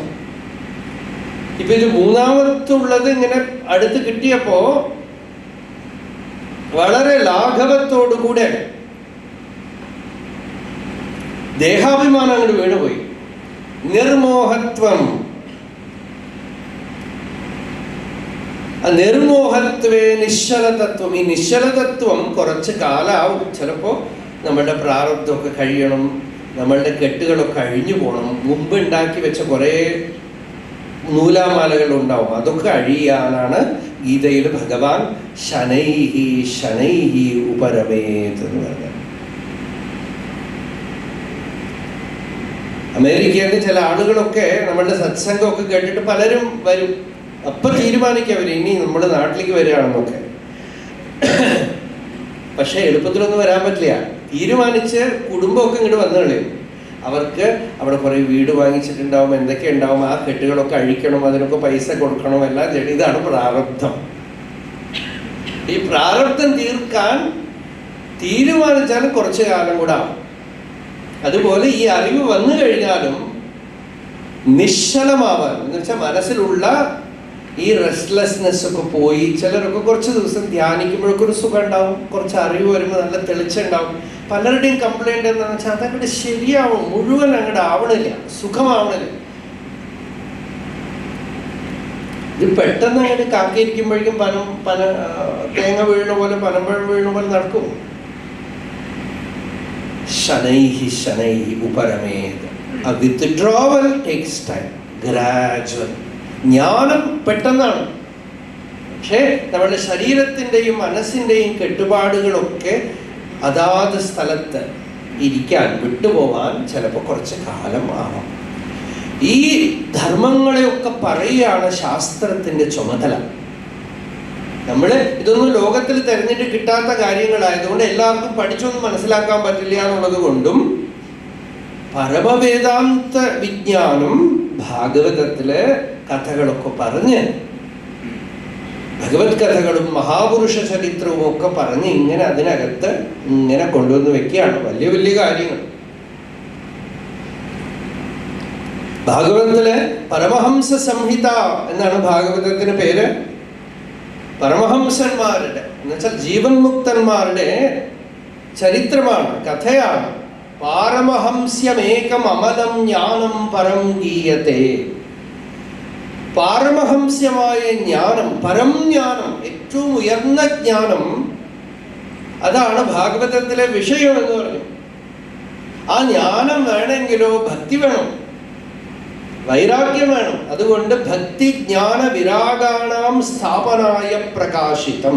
ഭക്തി, ജ്ഞാനം, വൈരാഗ്യം എന്ന മൂന്നും ഒരാളുടെ ജീവിതത്തിലെ നല്ല കോമ്പിനേഷൻ, ഹാപ്പി കോമ്പിനേഷൻ. വേണ്ട വിധത്തിൽ ചേർക്കുക, വേണ്ട വിധത്തിലായി അതങ്ങനെ ആകുമ്പോഴാണ് ഇതിൻ്റെ രസം വരുന്നത്. അല്ലെങ്കിൽ രസം വരില്ല. നിഗമകൽപതരോഹോ ഗളിതം ഫലം ശുകമുഖാത് അമൃതദ്രവ സംയുതം. ശുകമുഖാത് അമൃതദ്രവ സംയുതം. ശുകാചാര്യരുടെ മുഖത്ത് നിന്ന് വേണത്ര ഇത് കേൾക്കാൻ. എന്നുവെച്ചാൽ ശുകമഹർഷി ആരാണ്?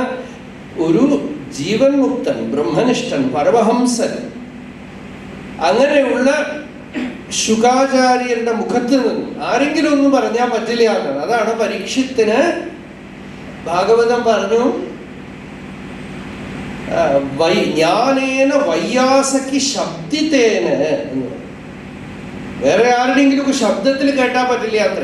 വയ്യാസക്കി ശബ്ദിതമായ ജ്ഞാനം, ആ വ്യാസപുത്രന്റെ ശബ്ദത്തിൽ ഈ ജ്ഞാനം വേണം. ആ അനുഭൂതി ആ വിഷയത്തിൽ അങ്ങനെ വരണം. എന്താ ശുഖമുഖത്തിൽ നിന്ന് കിട്ടേണ്ടതിന്റെ കാര്യം എന്താന്ന് വെച്ചാൽ അമൃതദ്രവ സംയുതം, അമൃതാനുഭൂതി, അനുഭൂതിയുടെ രസം ആ വാക്കിലുണ്ട്. ആത്മാനുഭൂതിയുടെ രസം ആ വാക്കിലുണ്ട്. മരണമില്ലായ്മ, അമൃതം എന്ന് വെച്ചാൽ മരണമില്ലായ്മ. ഞാൻ ശരീരമല്ല, ഞാൻ ആത്മാവാണ്, എനിക്ക് മരണമില്ല, ഞാൻ ശുദ്ധ ചൈതന്യമാണെന്നുള്ളത് വെറും വാക്കല്ല, സാക്ഷാത്കാരന്റെ ഉള്ളില്. ആ സാക്ഷാത്കാരത്തിന്റെ രസത്തിൽ ചാലിച്ചു വരുന്ന വാക്കുകളാണ്. രാമകൃഷ്ണ പരമഹംസർ പറയും, ജ്ഞാനത്തിന്റെ ഭക്തിയുടെ രസം ഒഴിച്ച് ജ്ഞാനത്തിന്റെ അഗ്നിയിൽ വെച്ച് പരിഭാഗപ്പെടുത്തി എടുത്തതാണ് ഭാഗവതം. അപ്പൊ ആ രസം രസം എന്നുള്ളത് ആത്മാവിന്റെ സ്വരൂപമാണ്. നമുക്ക് വിഷയത്തിലൊക്കെ രസമുണ്ട്.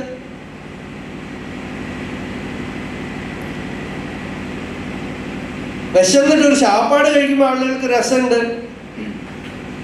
പോയി കിടന്ന് ഉറങ്ങുമ്പോൾ രസമുണ്ട്. നല്ല മധുരമായ സാധനങ്ങളൊക്കെ തിന്നുമ്പോൾ രസമുണ്ട്.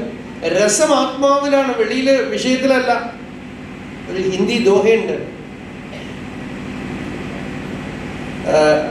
ആ പാട്ട് എനിക്ക് ഓർമ്മയില്ല. ആ പാട്ട് പറഞ്ഞ അർത്ഥം പറഞ്ഞത് മാത്രമേ ഓർമ്മയുള്ളൂ. കേരളക്കാർക്ക്, നമുക്ക് മലയാളികൾക്ക് നല്ലവണ്ണം മനസ്സിലാണ് ദൃഷ്ടാന്താണ്. രസം ബോട്ടിലാണെങ്കിൽ ബോട്ടില് ഡാൻസ് കളിക്കണ്ടേ എന്നാണ്. നീയാണല്ലോ കളിക്കണത്. രസം കുപ്പിയിലാണെങ്കിൽ കുപ്പിയാണ് കിടന്ന് കളിക്കേണ്ടത്, കുപ്പിയല്ല കളിക്കുന്നത്, നീയാണ് കളിക്കുന്നത്. കേരളം മുഴുവൻ അങ്ങേത്തല മുതൽ ഇങ്ങേത്തല വരയ്ക്കും അങ്ങനെ ആനന്ദ രസത്തിലാണ് അല്ലേ? മധ്യ കേരളം അല്ല, അങ്ങനെ നിറഞ്ഞു നിൽക്കുകയാണ്. അപ്പൊ രസം പുറത്തൊരു വസ്തുവിലാണെന്ന് ധരിക്കുകയാണ്. അതൊക്കെ പുറത്ത് ഏത് വസ്തുവാണെങ്കിലും ഒരു സമയം ആവുമ്പോൾ അത് ഈ മദ്യം പോലെ തന്നെ ആയിട്ട്. പുറത്തല്ല രസം, രസം ആത്മാവിലാണ്. ആത്മാവിലുള്ള രസത്തിനെ അഭിഷേപണം ചെയ്തെടുക്കാം. ഈ ആദ്യത്തിലൊക്കെ പറയാം അഭിഷേപണം എന്ന് വെച്ചാൽ അതിനെ എങ്ങനെ ആ ജ്യൂസ് എക്സ്ട്രാക്ഷൻ. അതുപോലെ ഉള്ളിലുള്ള ആനന്ദം, ശാന്തി, സൗഖ്യത്തിനെ പുറത്തേക്ക് കൊണ്ടുവരിക. ജീവിതത്തിലെ തപസ് കൊണ്ട്, അധ്യാത്മ സാധന കൊണ്ട് പതുക്കെ പതുക്കെ സാധിച്ചെടുക്കുന്നത്. അതാണ് നിഗമകൽപതരോഹോ ഗളിതം ഫലം ശുഖമുഖാത് അമൃതദ്രവ സംയുതം പിബത ഭാഗവതം രസം ആലയം മുഹുരഹോ രസികാഹ ഭുവി ഭാവുകാഹ. നിങ്ങൾ രസിക്കാൻ അറിയുമെങ്കിൽ, എന്ന് വെച്ചാൽ ലൗകിക വിഷയങ്ങൾ രസിക്കുന്ന പോലെ അധ്യാത്മ വിഷയത്തിൽ, ഭക്തിയിൽ, വൈരാഗ്യത്തിൽ, ജ്ഞാനത്തിൽ രസം നിങ്ങൾക്ക് ഉണ്ടെങ്കിൽ, ഭൂവി ഈ ഭൂമിയിലിരിക്കുമ്പോൾ തന്നെ നിങ്ങൾക്ക് ആ ഭാവുകത്വം ഉണ്ടെങ്കിൽ, പിബത ഭാഗവതം കുടിക്കാണ്. എന്ന് വെച്ചാലോ എങ്ങനെയാ കുടിക്കേണ്ടത്? നേത്രൈഹി ശ്രോത്രൈശ്ച പിത്വാ എന്ന് പറഞ്ഞു. ഭാഗവതത്തിന് ചെവി കൊണ്ട് വേണം കുടിക്കാൻ. യഃ കർണനാഡീം പുരുഷസ്യ യാതഃ ഭവപ്രദാം ഗേഹരതിം ഛിനത്തി. ചെവിയിലൂടെ കുടിക്കുകയാണ്. ഇയർ ഡ്രോപ്സ്, ചെവിയിലേക്കാണ് ഈ അമൃതം എടുക്കുന്നത്. അതങ്ങനെ ചെവിയിലൂടെ ഹൃദയത്തിലേക്ക് പ്രവേശിക്കുമ്പോൾ ആത്മാവിന്റെ സ്വാഭാവികമായ രസം, ശാന്തി, തതഃ പരാം ശാന്തിമുപൈതി സാക്ഷാത്. വലിയ ശാന്തി, അഗാധമായ ശാന്തി, ചലിച്ചു പോവാതെ നഷ്ടപ്പെട്ടു പോവാത്ത ശാന്തിയാണ് ഭക്തിയുടെ പരാകാഷ്ഠ. ആ ശാന്തിയുടെ അധിഷ്ഠാനത്തിൽ ഇരുന്നു കൊണ്ടാണ് ബാക്കിയുള്ള ഭാവങ്ങളൊക്കെ വരുന്നത് ഭക്തനല്ലേ. ശാന്തി ആ ജ്ഞാനത്തിന്റെ ലക്ഷണമാണ്. അതിൽ മനസ്സില്ല. ബാക്കി ഭക്തിയുടെ ഭാവങ്ങളിലൊക്കെ മനസ്സുണ്ട്. ശാന്തി എന്ന് പറയുന്ന ഒരു രസം ആത്മാവിന്റെ സ്വാഭാവികമായ രസമാണ്. അതിന് മനസ്സൊന്നുമില്ല. അതുകൊണ്ട് ശാന്തി ഇന്നലത്തെ കാണും കൂടുതൽ ശാന്തി, കുറവ് ശാന്തി ഒന്നുമില്ല. ശാന്തി ഒന്നാണ്, അദ്വൈതമാണ്. ശാന്തിയില് മീറ്ററൊന്നുമില്ല. മനസ്സുണ്ടെങ്കിൽ അവിടെ ശാന്തി ഇല്ല, ശാന്തി ഉണ്ടെങ്കിൽ അവിടെ മനസ്സില്ല. ബാക്കി സുഖങ്ങളൊക്കെ മനസ്സിന്റെയാണ്. അതുകൊണ്ട് ഇന്നലത്തെക്കാളും സുഖം, ഇന്നത്തെക്കാളും സുഖം. ഇപ്പൊ കുറച്ച് കുറഞ്ഞു, ഒത്തിരി ദുഃഖം, അധികം ദുഃഖം. ഈ അളവുകളൊക്കെ ഉണ്ട്.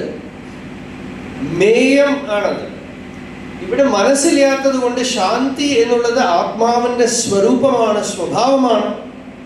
ആ സ്വാഭാവികമായ ശാന്തിയെ പിബത ഉള്ളിലേക്ക്, മനസ്സിനെ ഉള്ളിൽ തിരിച്ച്, ഉള്ളിൽ തമിഴില് തിരുവണ്ണാമലയിൽ ഒരു കുളമുണ്ട്, മലയുടെ മുകളിൽ.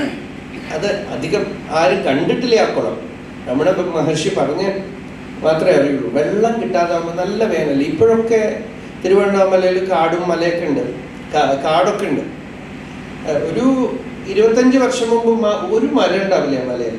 മൊത്തത്തില് ഒരു മുട്ടയാണ്. അതിനകത്ത് ഒരു ഒന്നും മുളയ്ക്കില്ല. അങ്ങനെ സൾഫറാണ്, അതിനകത്ത് ഒന്നും മുളയ്ക്കില്ല. നല്ല വേനലില് എവിടെയും വെള്ളം ഉണ്ടാവില്ല, ചിലപ്പോൾ മഴയും പെയ്യില്ല. അപ്പോ ഈ നാട്ടുകാർ കുരങ്ങുകളുടെ പിന്നാലെ നടന്നിട്ടാണ് വെള്ളം കണ്ടുപിടിക്കുക. ഈ കുരങ്ങ് അവർക്കറിയാം, നമ്മൾ വിചാരിക്കുക നമ്മളാണ് വലിയ ബുദ്ധിശാലികളെന്ന്. അതിന് സഹായം കൊണ്ട് അതിങ്ങനെ പുറകെ നടന്ന് കണ്ടുപിടിക്കും. അപ്പൊ മലയുടെ മുകളില് ഒരു വലിയ പാറ, വേറെ ഒന്നും കാണില്ല, അത്ര പാറയേ ഉള്ളൂ. അതിന് ചോട്ടിലൊരു ചെറിയ ഒരു ദ്വാരമുണ്ട്. ആ ദ്വാരത്തിലേക്ക് ഇങ്ങനെ ഇറങ്ങി ചെന്നാല്, ചെറിയ ഗുഹ പോലെ ഇറങ്ങി ചെന്നാല് വലിയ തടാകം. അത് കുനിന്ത് കുടിത്താൻ ശുണൈ എന്നാണ് പേര്. എന്നുവെച്ചാൽ അത് അങ്ങനെ കുനിഞ്ഞ് ഉള്ളിൽ ചെന്ന് നോക്കിക്കഴിഞ്ഞാൽ നല്ല നല്ല ശീതളമായ നല്ല തണുപ്പുള്ള വെള്ളം, നല്ല അമൃതം പോലുള്ള വെള്ളം. അപ്പോ ഇതാണ് അങ്ങനെ കുനിഞ്ഞു കുടിക്കുക. അതുപോലെ നമ്മുടെ മനസ്സ് ഉള്ളില് കൂനിയിരുന്ന് ഉള്ളില് അന്തർമുഖമായിരുന്ന് അവിടെ ഒരു തീർത്ഥമുണ്ട്, നിത്യാനന്ദ രസാലയം. സുരമുനിസ്വാന്താംബുജാദാശ്രയം സ്വച്ഛം സദ്വിജസേവിതം കലുഷഹൃത് സദ്വാസനാവിഷ്കൃതം ശംഭുധ്യാന സരോവരം വ്രജ മനോഹം സാവതം സസ്ഥിരം കിം ക്ഷുദ്രാശ്രയ പൽവല ഭ്രമണ സഞ്ജാതശ്രമം പ്രാപ്സ്യസി. ഹേ മനസ്സാകുന്ന രാജഹംസമേ, ആ മാനസ സരസിലേക്ക്, ഇപ്പൊ ഹിമാലയത്തിലേക്കൊന്നും പോകണ്ട, ഇവിടെ ഉള്ളിലങ്ങോട്ട് തിരിഞ്ഞു കഴിഞ്ഞാൽ അവിടെ ഒരു നിത്യാനന്ദ രസാലയം ഉണ്ടെന്നാണ്. ആ രസാലയം, അവിടെ ഒരു തടാകമുണ്ട്, ആനന്ദ തീർത്ഥമുള്ള തടാകമുണ്ട്, അവിടെ ശാന്തിയുടെ തീർത്ഥമുള്ള തടാകമുണ്ട്. അത് കുനിഞ്ഞു കുടിക്കുക എന്ന് വെച്ചാൽ ഉള്ളിൽ അന്തർമുഖമായി കുടിക്കുക. അതിന് ആണ് നമുക്ക് സത്സംഗ ലാഭം വേണ്ടത്. അതാണ് പിബത ഭാഗവതം രസം ആലയം പിബത. ജീവിതം മുഴുവൻ ഈ രസം അങ്ങോട്ട് അനുഭവിക്കുക. അഥവാ സമാധി സിദ്ധി ഉണ്ടാവുന്നവരെ ശ്രവണം ചെയ്യാം. ലയം എന്ന് വെച്ചാൽ സമാധി സിദ്ധി ഉണ്ടാവുന്നവർ. സമാധിസ്ഥനായി കഴിയുമ്പോൾ മനസ്സങ്ങട് നിശ്ചലമായി ഒന്നും ചെയ്യാൻ പറ്റില്ല. അല്ലെങ്കിലോ മൃത്യുപര്യന്തം, അങ്ങനെ ആ മൃത്യു മരണപര്യന്തം അങ്ങട് പിബത രസം ആലയം പിബത മുഹുരഹോ പിബത. വീണ്ടും വീണ്ടും രസികാഹ പിബത ഭുവി പിബത. ഭുവി എന്ന് വെച്ചാൽ സംസാരേ ഇത്യർത്ഥഃ. എന്നുവെച്ചാൽ നിങ്ങളുടെ ഒക്കെ കുടുംബം, വിഷമങ്ങൾ, പ്രശ്നങ്ങൾ, ഇതിൻ്റെ ഒക്കെ നടുക്ക് ഇത്തിരി ഭാഗവതം എടുത്ത് വെച്ചോണ്ട് വായിക്കും, ഇത്തിരി ഗീത വായിക്കും, എവിടെയെങ്കിലുമൊക്കെ ഒരു സത്സംഗത്തിൽ പോയിരിക്കും.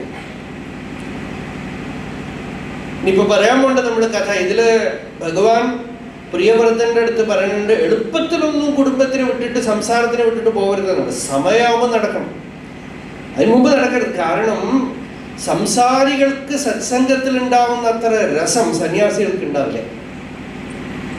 ഇവിടെ സന്യാസികളായിട്ട് തന്നെ ഇപ്പൊ പറയണമെന്ന് വെച്ചോളൂ. എന്നാലും സന്യാസികൾക്ക് രസം ഉണ്ടായാൽ അവർ പരമഹംസന്മാരാണ്. സന്യാസികൾക്ക് രസം ഉണ്ടാവുകയാണെങ്കിൽ നിർവിശേഷ സുഖമായ രസമായിരിക്കും. സംസാരികൾക്ക് രസം ഉണ്ടാവാൻ കാരണം എന്താന്ന് വെച്ചാൽ നമുക്ക് സാധാരണ ജനങ്ങൾക്ക് അത് അറിയാം, ഇതില്ലാതെ വേറെ വഴിയില്ല. അങ്ങോട്ട് പോയി കഴിഞ്ഞാൽ ഇതിനെ ഓർമ്മിപ്പിക്കാൻ വേണ്ട ബുദ്ധിമുട്ടുകളൊക്കെ ഉണ്ട്. ഇത് മറന്നു കഴിഞ്ഞാൽ ഇവിടെ വിഷമുണ്ട്, ഇവിടെ ദുഃഖമുണ്ട്. എന്തെങ്കിലുമൊക്കെ മരണമോ ദാരിദ്ര്യമോ പുത്രദുഃഖമോ കുടുംബ ദുഃഖമോ എന്തെങ്കിലും വിഷമം ഇങ്ങനെ ചൂട് വെച്ചോണ്ടേയിരിക്കും. അപ്പൊ ഇടയ്ക്കിടയ്ക്ക് പിന്നെ ഓടി വന്ന് ഭഗവാനെ ആശ്രയിക്കും. പിന്നെ അവസാനം നിത്യാശ്രയം വരും. ആ നിത്യാശ്രയമാണ് പരമഹംസധർമ്മം, സന്യാസം. അത് ആരംഭത്തിൽ ഞെക്കിപ്പിഴിയാൻ പാടില്ല. അത് തനിയെ പക്വമായി വരണം. അത് അല്ലാതെ അത് വരുത്താൻ പറ്റില്ല. അപ്പോ ഭൂമി പിബദ്ധ, ഈ ലോകത്തില് നിങ്ങളുടെ പ്രാരബ്ധത്തിന്റെ നടുക്ക്, ബുദ്ധിമുട്ടുകൾക്ക് നടുക്ക്, കഷ്ടങ്ങൾക്ക് നടുക്ക് ഈ രസം അഥവാ അധ്യാത്മരസം, സ്പിരിച്വൽ ടോണിക്, അതിങ്ങോട്ട് കുടിക്കാൻ നമ്മുടെ ആളുകൾക്ക് പറഞ്ഞു കൊടുക്കണ്ട. പക്ഷെ എന്താണ് കുടിക്കേണ്ടത്? പിബത പിബത എന്ന് കേട്ടിട്ട് പോയാ നമ്മുടെ ആളുകൾ എന്താ പ്രഭാഷണം അല്ലേ? ഭാഗവതത്തിലേ പറഞ്ഞിട്ടുണ്ട്.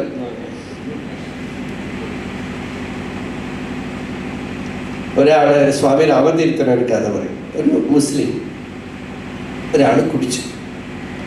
മുസ്ലിംസിന് കുടിക്കാനേ പാടില്ല അവർക്ക്. അയാള് കുടിച്ചിട്ട് അയാൾ തോന്നിയ അവസ്ഥ കാണിച്ച് ഇങ്ങനെ നടക്കുക. അപ്പോൾ ഒരു മുല്ല വഴിയിൽ വന്ന് അയാളെ തടുത്തിട്ട് പറഞ്ഞു, ഡോ തനിക്ക് അറിയില്ലേ, നമ്മളുടെ പുസ്തകത്തില്, നമ്മളുടെ ദൈവപുസ്തകത്തിൽ പറഞ്ഞിട്ടുണ്ട്, നീ കുടിക്കൂ, നീ ചിത്തപ്രവൃത്തികളൊക്കെ ചെയ്യൂ, നീ നരകത്തിൽ പോവും എന്ന് വായിച്ചിട്ടില്ലേ? ആ വായിച്ചിട്ടുണ്ട്. പിന്നെ എന്താ ചെയ്യണം? ഞാൻ അതിൻ്റെ ആദ്യത്തെ സൈഡ് പ്രാക്ടിക്കലാക്കുകയാണ്. എല്ലാം മുഴുവൻ അങ്ങോട്ട് ആക്കാൻ പറ്റില്ലല്ലോ. നീ കുടിക്കൂ എന്ന് പറഞ്ഞിട്ടുണ്ടല്ലോ ഒരംശം. അതുപോലെ ഇവിടെ വന്ന് പിബത മാത്രം കേട്ടു. പിബത ഭാഗവതം രസം എന്ന് വെച്ചാൽ ഈ ധ്യാനത്തിന്റെ രസം ഉള്ളിൽ വരട്ടെ എന്ന്. ധ്യാനമാണത്. ഭക്തി എന്ന് പറയുന്നത് ധ്യാനമാണ്. ധ്യാനത്തിന്റെ രസം ഉള്ളിൽ വരട്ടെ. പിബത ഭാഗവതം രസം. എവിടുന്ന്? ശുഖമുഖാത് അമൃതദ്രവ സംയുക്തം. ശുകാചാര്യർ, ശുഖമഹർഷി തന്നിട്ടുള്ള ഈ അമൃതം പിബത. അതിനുവേണ്ടി നിശ്ചയിക്കുകയാണ് ജീവിതം. അപ്പോൾ നമ്മൾ പഞ്ചമസ്കന്ധം, 5ാമത്തെ സ്കന്ധത്തിലേക്കാണ് ഇപ്പോൾ ഈ വർഷം പ്രവേശിക്കുന്നത്. 4ാമത്തെ സ്കന്ധം കഴിഞ്ഞ പ്രാവശ്യം അവസാനിച്ചു. ഈ 5ാമത്തെ സ്കന്ധം വളരെ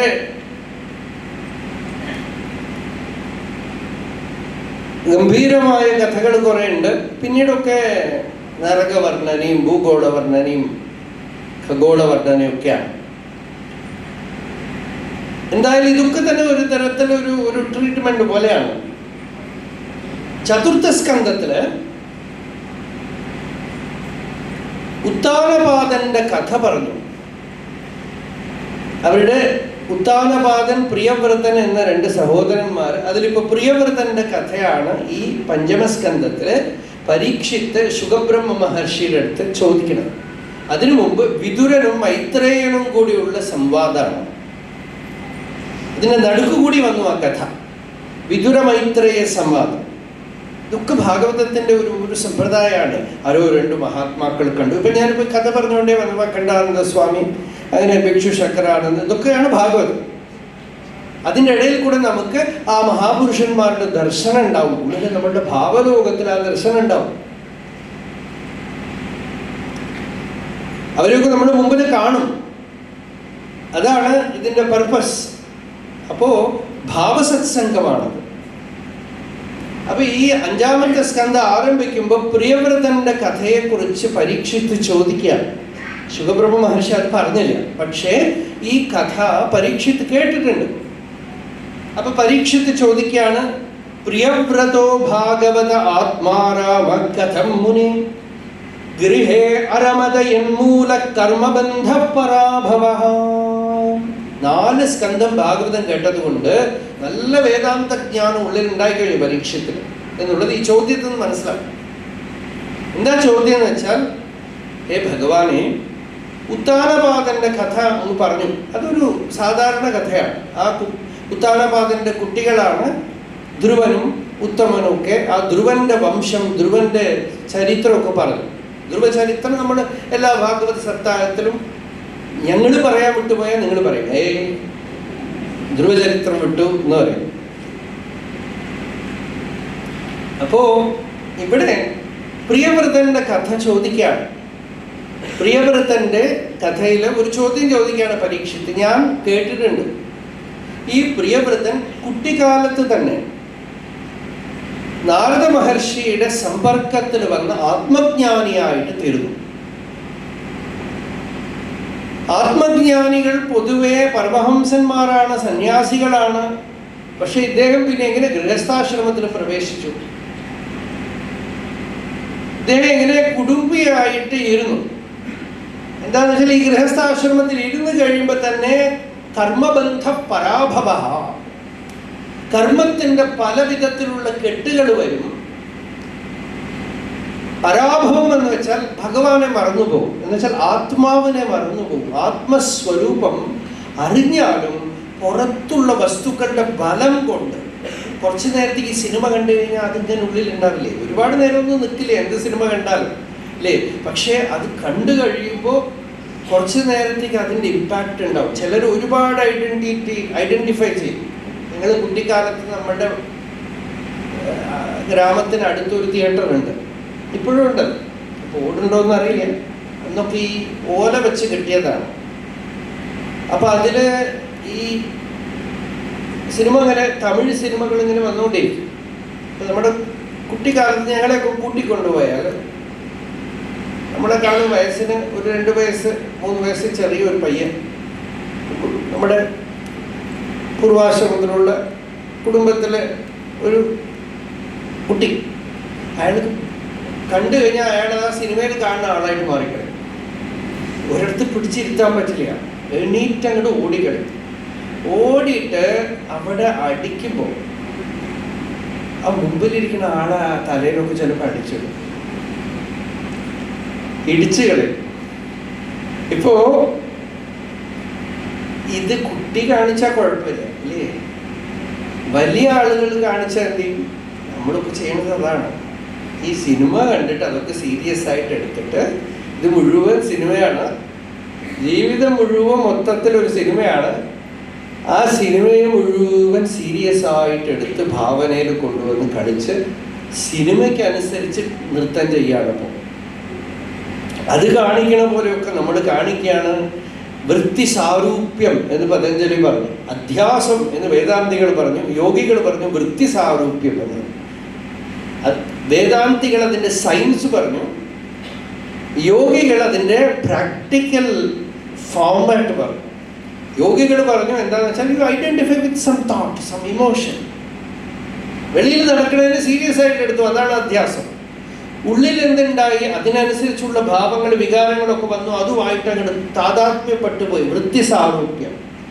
മൊത്തത്തിൽ റിസൾട്ട് എന്താണെന്ന് വെച്ചാൽ എന്നെ മറന്നുപോയി, ഞാൻ വേറെ എന്തോ ആയിട്ട് തീർന്നു, ആരോ ആയിട്ട് തീർന്നു. അങ്ങനെ വൃത്തി സാരൂപ്യം,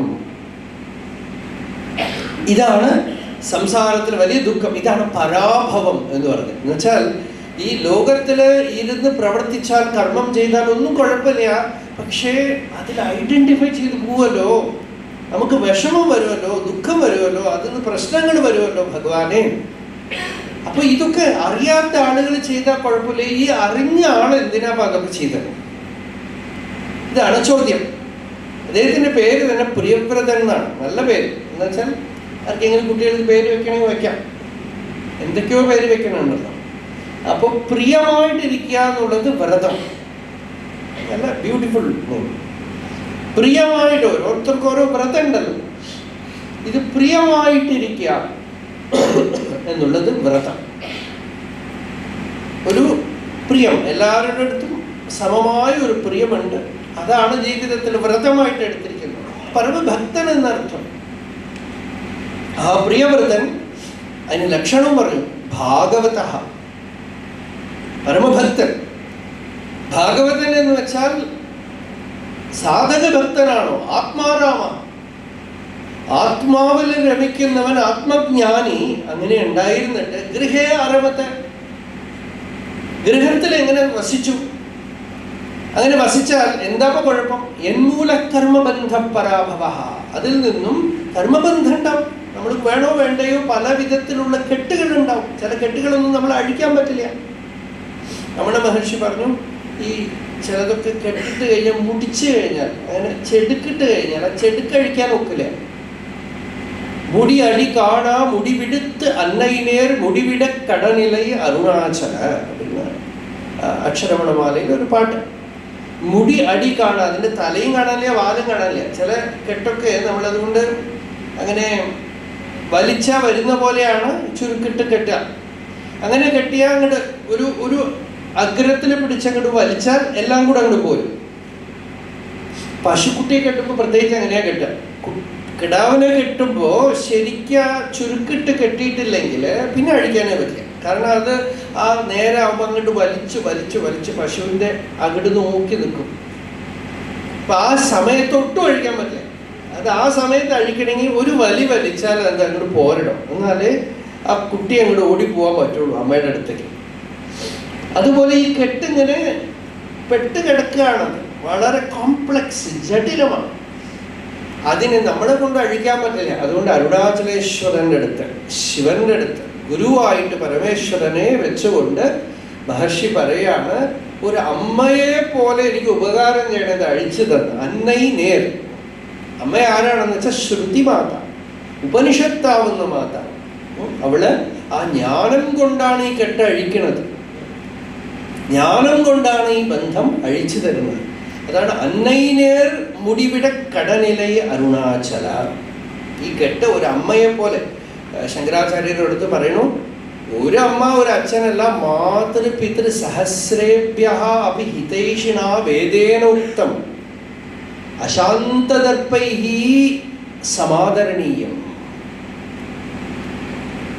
അഹങ്കാരം, പ്രിജുഡീസ് ഒന്നും ഇല്ലാതെ 1000 അമ്മമാരെക്കാളും അച്ഛനേക്കാളും അമ്മയെക്കാളും നമ്മളുടെ ഹിതത്തിനെ ചിന്തിക്കുന്ന ഈ വേദമാത പറയുന്നതിനെ അനുസരിക്കണം. അപ്പൊ അങ്ങനെ അനുസരിച്ച ഈ ബന്ധം അങ്ങോട്ട് അഴിഞ്ഞു പോകും, ഫ്രീ ആവും. അതുകൊണ്ട് ഈ കർമ്മബന്ധ പരാഭവ നൂനം മുക്തസംഗാനാം താദൃശാനാം ദ്വിജർഷഭ ഗൃഹേഷു അഭിനിവേശോയം പുംസാം ഭവിതും അർഹതി. ഹേ ഭഗവാനെ, നൂനം മുക്തസംഗാനാം, ജീവൻ മുക്തന്മാർക്ക്, മുക്തസംഗാഹ, സംഘത്തിൽ നിന്നൊക്കെ ഫ്രീ ആയിട്ടുള്ളവർക്ക്, ഗൃഹേഷു അഭിനിവേശോയം, അവരുടെ കുടുംബത്തിലെ വീട്ടിലെ കാര്യങ്ങളിൽ ഇങ്ങനെ ഡീപ്പ് അറ്റാച്ച്മെന്റ് വരാൻ വഴിയില്ലല്ലോ. മഹതാം ഖലു വിപ്രർഷ്യേ ഉത്തമ ശ്ലോകപാദയോ ഛായാ നിർവൃത ചിത്താനാം ന കുടുംബേ സ്പൃഹാമതി. ഭഗവാന്റെ ചരണമാകുന്ന വൃക്ഷത്തിന്റെ ഛായ എന്ന് വെച്ചാൽ ആ നിഴല്, നല്ല വെയിലത്ത് പോയിട്ടിരിക്കുന്ന ആൾക്ക് ഏതെങ്കിലും ഒരു നിഴല്, നല്ല മരത്തിന്റെ നിഴല്, തണലിൽ പോയി ഇരുന്നാൽ നല്ല സുഖം ഉണ്ടാവുമല്ലോ. അതുപോലെ ഈ സംസാരത്തിന്റെ ചൂട്, ആ ചൂടിൽ നിന്ന് രക്ഷപ്പെടാനായിട്ട് ഈശ്വരന്റെ, ഭഗവാന്റെ ചരണമാവുന്ന ചരണഛായ. ഒരിക്കല് മള്ളിയൂര് ഭാഗവതഹംസം തിരുവേനിയുടെ അടുത്തിങ്ങനെ രാത്രിയൊക്കെ ചിലപ്പോൾ അദ്ദേഹം എന്നോടിങ്ങനെ ശിവപുരാണം കഥകള് ചിലപ്പോൾ എന്തെങ്കിലുമൊക്കെ ചോദിക്കും. ചിലപ്പോൾ അദ്ദേഹം പഴയ കഥകൾ എന്തെങ്കിലുമൊക്കെ പറയും. ഇങ്ങനെ അവിടെ താമസിക്കുന്ന സമയത്ത് ഒരു ദിവസം ആളുകളൊക്കെ ഇപ്പൊ ചായയും കാപ്പിയാണ് കുടിക്കുന്നത്. പഴയ കാലത്തൊക്കെ പാനകമാണ് കൊടുക്കുക. വീട്ടിൽ വന്നു കഴിഞ്ഞാൽ പാനക സത്കാരം എന്നാണ് പറയാ. ഇന്ന് എല്ലാവർക്കും ഈ ചായയാണെന്ന് പറയും. അപ്പൊ ഞാൻ ഈ ശ്ലോകം തമാശായിട്ടൊന്ന് ചൊല്ലി, ഛായ നിർവൃത്ത ചിത്താനാം ന കുടുംബേ സ്പൃഹാമതി. ഛായ ഛായ ഛായ നിർവൃത്ത, ഛായയിൽ രസിക്കണവന് കുടുംബത്തിൽ ആസക്തി ഇല്ല അത്ര. അപ്പോ ഒരുപാട് നേരം ചിരിച്ചു അദ്ദേഹം. അത് ആലോചിച്ച് അതേ അടുത്ത ദിവസം പോലെ എന്നെ കാണുമ്പോൾ ഇത് ആലോചിച്ച് ചിരിക്കുകയാണ്. ഛായ നിർവൃത്ത ചിത്താനാം ന കുടുംബേ സ്പൃഹാമതി. ഭഗവാന്റെ ചരണമാവുന്ന ഛായയില് രസിക്കുന്നവർ എന്ന് വെച്ചാൽ സത്സംഗത്തിൽ രസിക്കുന്നവർ അല്ലേ. ചരണം എന്ന് വെച്ചാൽ ഭഗവാന്റെ ചരണത്തിന് എവിടെ പോയി തരും? നമ്മളൊക്കെ പറയാറുണ്ട് അങ്ങയുടെ കാലിണകൾ, പാദാംബുജം എവിടെ പോയി തരും? ചരണം പവിത്രം വിതതം പുരാണേന പൂതസ്തരതി ദുഷ്കൃതാനി. വേദം പറയണത് ചരണം പവിത്രം വിതതം, സർവവ്യാപിയായിട്ടിരിക്കുന്ന അത്ര ആ ചരണം. ഏന ഭൂതഃ തരതി ദുഷ്കൃതാനി. ആ ചരണം കാരണം നമ്മൾ ശുദ്ധാവും. എന്നുവെച്ചാൽ ജ്ഞാനമാണ് ആ ചരണം. ഭഗവാന്റെ ചരണം എന്താണ്? ജ്ഞാനമാണ്. ആ ജ്ഞാനം കൊണ്ട് ശുദ്ധമായിട്ട് ദുഷ്കൃതം, പാപങ്ങളൊക്കെ ഞാൻ ഇത് ചെയ്തു അത് ചെയ്തു, ഈ കർത്തൃത്വം ഭോക്തൃത്വം ഒക്കെ പോയി പരമ ശാന്തി, ആനന്ദം ഉണ്ടാവുന്ന ഉള്ളില് അതാണ് ഛായാനിർവൃത ചിത്താനം. അങ്ങനെ ഉള്ള ആ ചരണഛായയിൽ ആരിയ്ക്കണോ അവർക്ക് കുടുംബത്തിലൊക്കെ ഇരുന്നാലും ലോകത്തിലൊക്കെ കർമ്മങ്ങളൊക്കെ ചെയ്തുകൊണ്ടിരുന്നാലും ഒന്നും സംഘം ഉണ്ടാവില്ല എന്ന് കേട്ടിട്ടുണ്ടല്ലോ. പക്ഷേ പ്രിയവ്രതന്റെ കാര്യത്തിൽ എനിക്ക് ഒരു സംശയമുണ്ട്. സംശയോയം മഹാൻ ബ്രഹ്മൻ, ഒരു മഹാൻ സംശയ, വലിയ സംശയം എൻ്റെ ഉള്ളില്. ദാരാദാര സുതാദിഷു സക്തസ്യ, അദ്ദേഹം ഭാര്യ, വീട്, പുത്രന്മാര്, വലിയൊരു സംസാരിയായിട്ട് തീർന്നു. പിന്നീട് രാജ്യഭരണം ചെയ്തു, വലിയ സാമ്രാജ്യ സ്ഥാപകനായിട്ടിരുന്നു. അങ്ങനെയൊക്കെ ആയിത്തീരുന്നത്, അങ്ങനെ ഇരുന്നു കൊണ്ട് തന്നെ അദ്ദേഹം പിന്നീട് ജീവൻ മുക്തനായിട്ട് തീർന്നു. അതെങ്ങനെ സാധിച്ചു? സിദ്ധിഹി അഭൂത് കൃഷ്ണേ ച മതിഹി അച്യുത, ചലിക്കാത്ത നിത്യനിരന്തര സമാധി അദ്ദേഹത്തിന് സിദ്ധമായി നടത്തും. അച്യുതാമതിഹി, ചലിക്കാത്ത വിട്ടുപോവാത്ത ധ്യാനം അദ്ദേഹത്തിന് ഉള്ളിലുണ്ടായി. ഇത് ആശ്ചര്യം തോന്നുന്നു, ഇതെങ്ങനെ സാധിച്ചു എന്നാണ്. അപ്പോൾ ശുകബ്രഹ്മ മഹർഷി ഇതൊക്കെ പരീക്ഷിച്ച് ചോദിക്കുന്നത് ശുകാചാര്യരുടെ അടുത്താണ്, ഇരിക്കുന്നത് ഗംഗയുടെ തീരത്താണ്. ശുകബ്രഹ്മ മഹർഷി പരീക്ഷിച്ച് പറഞ്ഞത് കേട്ട്, നിങ്ങൾ പറഞ്ഞത് വാസ്തവം തന്നെ, ബാഠം. ആദ്യം ഒന്ന് അനുമോദിച്ചു, ബാഠം പറഞ്ഞത് വാസ്തവമാണ്. ബാഠമുക്തം ഭഗവത ഉത്തമ ശ്ലോകസ്യ ശ്രീമച്ചരണാരവിന്ദ മകരന്ദ രസ ആവേശിത ചേതസഃ ഭാഗവത പരമഹംസദൈത കഥാം കിഞ്ചിത് അന്തരായ വിഹതാം സ്വാം ശിവതമാം പദവീം ന പ്രായേണ ഹിന്വന്തി. ബാഠമുക്തം ഭഗവത ഉത്തമ ശ്ലോകസ്യ ശ്രീമച്ചരണാരവിന്ദ മകരന്ദ രസം, ഭാഗവതത്തിന്റെ ഭാഷ.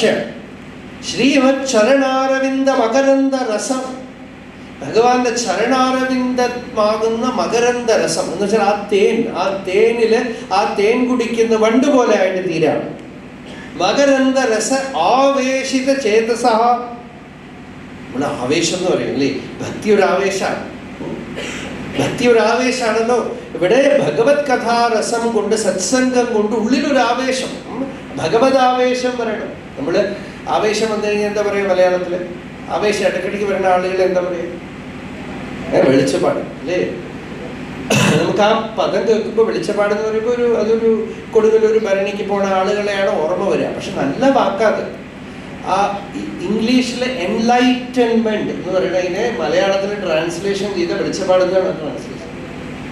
ലൈറ്റില് ഉള്ളിൽ നിൽക്കുന്ന ആള്, വെളിച്ചത്തിന്റെ പാട്. അപ്പൊ ഇതിന്റെ പാടിൽ വന്ന് നിൽക്കൂ എന്ന് പറയും നമ്മുടെ മലയാളത്തിൽ. ഇതിന്റെ തണൽ, ഈ മരത്തിന്റെ ചുവട്ടിലുള്ള ഈ പാടിൽ വന്ന് നിൽക്കുക, ഇങ്ങോട്ട് വന്ന് നിൽക്കാന്ന്. വെളിച്ചപ്പാട് എന്ന് വെച്ചാൽ വെളിച്ചത്തിന്റെ ഉള്ളിൽ നിൽക്കുന്ന ആളാണ്. അപ്പൊ ഉള്ളില് നമ്മളുടെ മനസ്സാണ് ഇരുട്ട്, അത് പെർഫെക്റ്റ് നോളജ് തരില്ല. ഉള്ളിൽ ഇൻറ്റ്യൂഷൻ ആർക്ക് വരണോ അയാളാണ് വെളിച്ചപ്പാട്. അതുകൊണ്ടാണ് വെളിച്ചപ്പാടിന്റെ അടുത്ത് ചെന്ന് ചോദിക്കുക, വെളിച്ചപ്പാട് ചിലത് പറയാക്കെ നമുക്ക് സമ്പ്രദായം ഉണ്ട് അല്ലേ? പക്ഷെ ശരിക്കും അതൊന്നുമല്ല. വെളിച്ചപ്പാടെന്ന് പറഞ്ഞാൽ ജ്ഞാനി എന്നാണ് അർത്ഥം. ജീവൻ മുക്തനാണ് വെളിച്ചപ്പാട് ശരിക്കും. അപ്പോ വെളിച്ചത്തിൽ നിൽക്കുന്ന ആളാണ്. അങ്ങനെയുള്ള ആളുകള് ഈ ആവേശിത ചേതസഃ,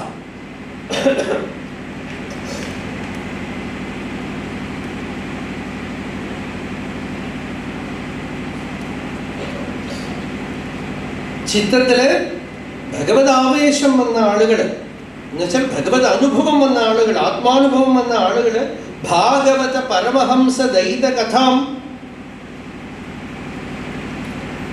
കിഞ്ചിത് അന്തരായ വിഹതാം സ്വാം ശിവതമാം പദവീം ന പ്രായേണ ഹിന്വന്തി.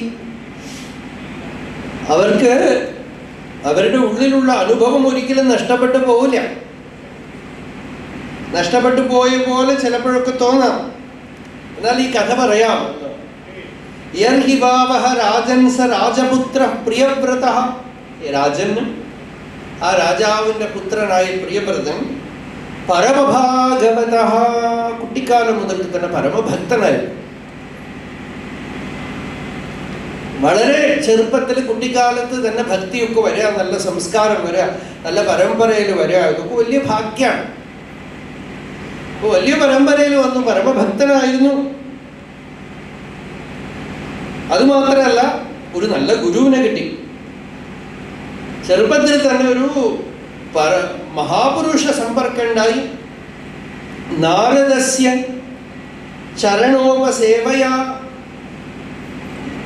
തദ്വിധി പ്രണിപാതേന പരിപ്രശ്നേന സേവയ. ഭഗവാൻ ഗീതയിൽ പറഞ്ഞു, ഒരു ഗുരുവിൻ്റെ അടുക്കൽ ചെന്ന് പ്രണിപാതം വീണ് നമസ്കരിച്ച് ചരണ സേവ ചെയ്ത്, സേവ ചെയ്യണത് എന്താണെന്ന് വെച്ചാൽ നമ്മുടെ അഭിമാനത്തിനെ ശരീരം കൊണ്ട് ഇല്ലാതാക്കണമെങ്കിൽ സേവ ചെയ്യണം. സൂക്ഷ്മതമമായ മണ്ഡലത്തിൽ ഇല്ലാതാക്കണമെങ്കിൽ ആത്മോച്ചാരണം ചെയ്യണം. ഭാവമണ്ഡലത്തിൽ ഇല്ലാതാക്കണമെങ്കിൽ ഭക്തി ചെയ്യണം, ശരണാഗതി ചെയ്യണം. ഭാവമണ്ഡലത്തിൽ അഭിമാനം പോകുന്നത് ശരണാഗതി കൊണ്ടാണ്. ഹൃദയത്തിന്റെ ആഴത്തിൽ അഭിമാനം പോണത് ജ്ഞാനോച്ചാരം കൊണ്ടാണ്. കർമ്മത്തില് അഭിമാനം പോണത് നമ്മൾക്ക് വേണ്ടി ഒന്നും ചെയ്യാൻ പാടില്ല. നമ്മുടെ സ്വാർത്ഥത്തിന് വേണ്ടി പ്രവർത്തിക്കും തോറും വീണ്ടും വീണ്ടും വീണ്ടും ബന്ധപ്പെട്ടുകൊണ്ടേയിരിക്കും, കെട്ടിക്കൊണ്ടേയിരിക്കും. അഴിക്കാനാണെന്ന് പറഞ്ഞ് പുറപ്പെട്ട് വീണ്ടും വീണ്ടും കെട്ടിൽപ്പെടും. അപ്പോ അവിടെയാണ് ഈ സേവ ചെയ്യണത്. അപ്പൊ നാരദസ്യ ചരണോപസേവയാ ഉപസേവയാ. ഉപസേവ എന്നുള്ള പദം ഉപസേവ, ഉപശാന്തി, ഉപനിഷത്ത്, ഉപനയനം, ഇതൊക്കെ തന്നെ ഗുരുസമീപത്തിനുള്ള വാക്കാണ് ഈ ഉപസർഗം. അപ്പൊ ഇവിടെ ഉപസേവ എന്ന് പറയാൻ കാരണം അടുത്ത് ഇരുന്ന് സേവ ചെയ്യാം. വേണ്ടതൊക്കെ ചെയ്തു കൊടുത്തുകൊണ്ട് നാരദ മഹർഷിയുടെ കൂടെ കുറെ കാലം ഇരുന്ന് അതിന്റെ ലാഭം എന്താ? അങ്ങനെ ഇരുന്നത് കൊണ്ട് എന്ത് പറയും? അഞ്ജസ അവഗത പരമാത്മസതത്വ. ഒരു നാരദ മഹർഷിയെ പോലെ ഒരു മഹാപുരുഷന്റെ അടുക്കലിരുന്നു എപ്പോഴെങ്കിലുമൊക്കെ ഒരു സത്സംഗ ശ്രവണമല്ല, അപ്പോ എന്തെങ്കിലുമൊക്കെ സംവാദം, ആ ഒരു കോൺവെർസേഷൻ നടക്കുന്ന രീതിയിലൊക്കെ ഇങ്ങനെ ഈ അധ്യാത്മവിദ്യ ഉള്ളിൽ ചെന്ന് അഞ്ജസ അവഗത പരമാത്മസതത്വ. ഭഗവാൻ രമണ മഹർഷിയുടെ കൂടെ അങ്ങനെ ഇരുന്നവരാണ് കുഞ്ചുസ്വാമി, അണ്ണാമല സ്വാമി, ഇവരൊക്കെ. അവര് രണ്ടുപേരെയും ഞാൻ കണ്ടിട്ടുണ്ട്. അവരൊന്നും വലിയ പണ്ഡിതന്മാരോ വിദ്വാൻമാരൊന്നും അല്ല. പക്ഷെ ചരണോപസേവയ അഞ്ജസ അവഗത പരമാത്മസതത്വ. വളരെ അടുത്തിരുന്ന് മഹർഷിയുടെ കൂടെ ഇരുന്ന് വളരെ കാഷ്വൽ കോൺവെർസേഷൻ, സംവാദം, ലോകത്തിൽ എങ്ങനെ ജീവിക്കുമ്പോൾ അതുകൊണ്ടൊന്നും ബാധിക്കപ്പെടാതിരിക്കുന്നതൊക്കെ വളരെ എളുപ്പത്തിൽ കാണും. ഒരാൾ വന്ന് കുഞ്ഞുസ്വാമിയുടെ അടുത്ത് വന്ന് ശണ്ട കൂടുകയാണ്, എന്താണ് നിങ്ങൾ അധ്യാത്മ ജീവിതം, ആത്മവിചാരം, ഭക്തി എന്നൊക്കെ പറയണത്, നിങ്ങളൊക്കെ ഈ എസ്കേപ്പിസമാണ്. കുഞ്ഞുസ്വാമിക്ക് പാവന്റെ അർത്ഥമേ അറിഞ്ഞില്ല. ചോദിച്ചു, എന്താ ഇയാൾ പറയണത്? അല്ല, നമ്മൾ രക്ഷപ്പെട്ടു. ഓ, നിങ്ങൾ എസ്കേപ്പിസമാണ്. ഇവിടെ സാമൂഹികമായ പ്രശ്നങ്ങളുണ്ട്, രാഷ്ട്രീയമായ പ്രശ്നങ്ങളുണ്ട്, കുടുംബത്തിലെ പ്രശ്നങ്ങളുണ്ട്. മലയാളി ആയിരിക്കണം പറയണത്. കുടുംബത്തിലെ പ്രശ്നമുണ്ട്, രാഷ്ട്രത്തിന്റെ പ്രശ്നങ്ങളുണ്ട്. ഇങ്ങനെയൊക്കെ ദാരിദ്ര്യം കൊണ്ടുള്ള പ്രശ്നങ്ങളുണ്ട്. ഇങ്ങനെയൊക്കെ ഉള്ള സ്ഥലത്ത് ഇങ്ങനെ നിങ്ങള് അധ്യാപകമൊക്കെ പറഞ്ഞിരുന്നാൽ എങ്ങനെ നടക്കും? ഇതൊക്കെ ഇയാൾ പറഞ്ഞു കേട്ട് കുഞ്ചുസ്വാമി ഇങ്ങനെ ഇരുന്നു, വളരെ വിനയമായിട്ട് എല്ലാം കേട്ട് കഴിഞ്ഞിട്ട് പറഞ്ഞു, വളരെ വളരെ വിനയമായിട്ട് പറഞ്ഞു. അത് കഴിഞ്ഞിട്ട് ഈ കുടുംബത്തില് இருக்கிற பிரச்சனைகள்லாம் பார்க்க, കുടുംബത്തിൽ இருக்கிறவாள்லாம் இருக்காங்க. കുടുംബത്തിലുള്ള പ്രശ്നം നോക്കാൻ അറിയണവരൊക്കെ ഉണ്ട്. അതുപോലെ സമൂഹത്തില് പ്രശ്നം എന്ന് വെച്ചാൽ അതിനെക്കുറിച്ച് അറിയുന്ന ആളുകൾ, സാമൂഹിക നേതാക്കന്മാരൊക്കെ ഉണ്ട്.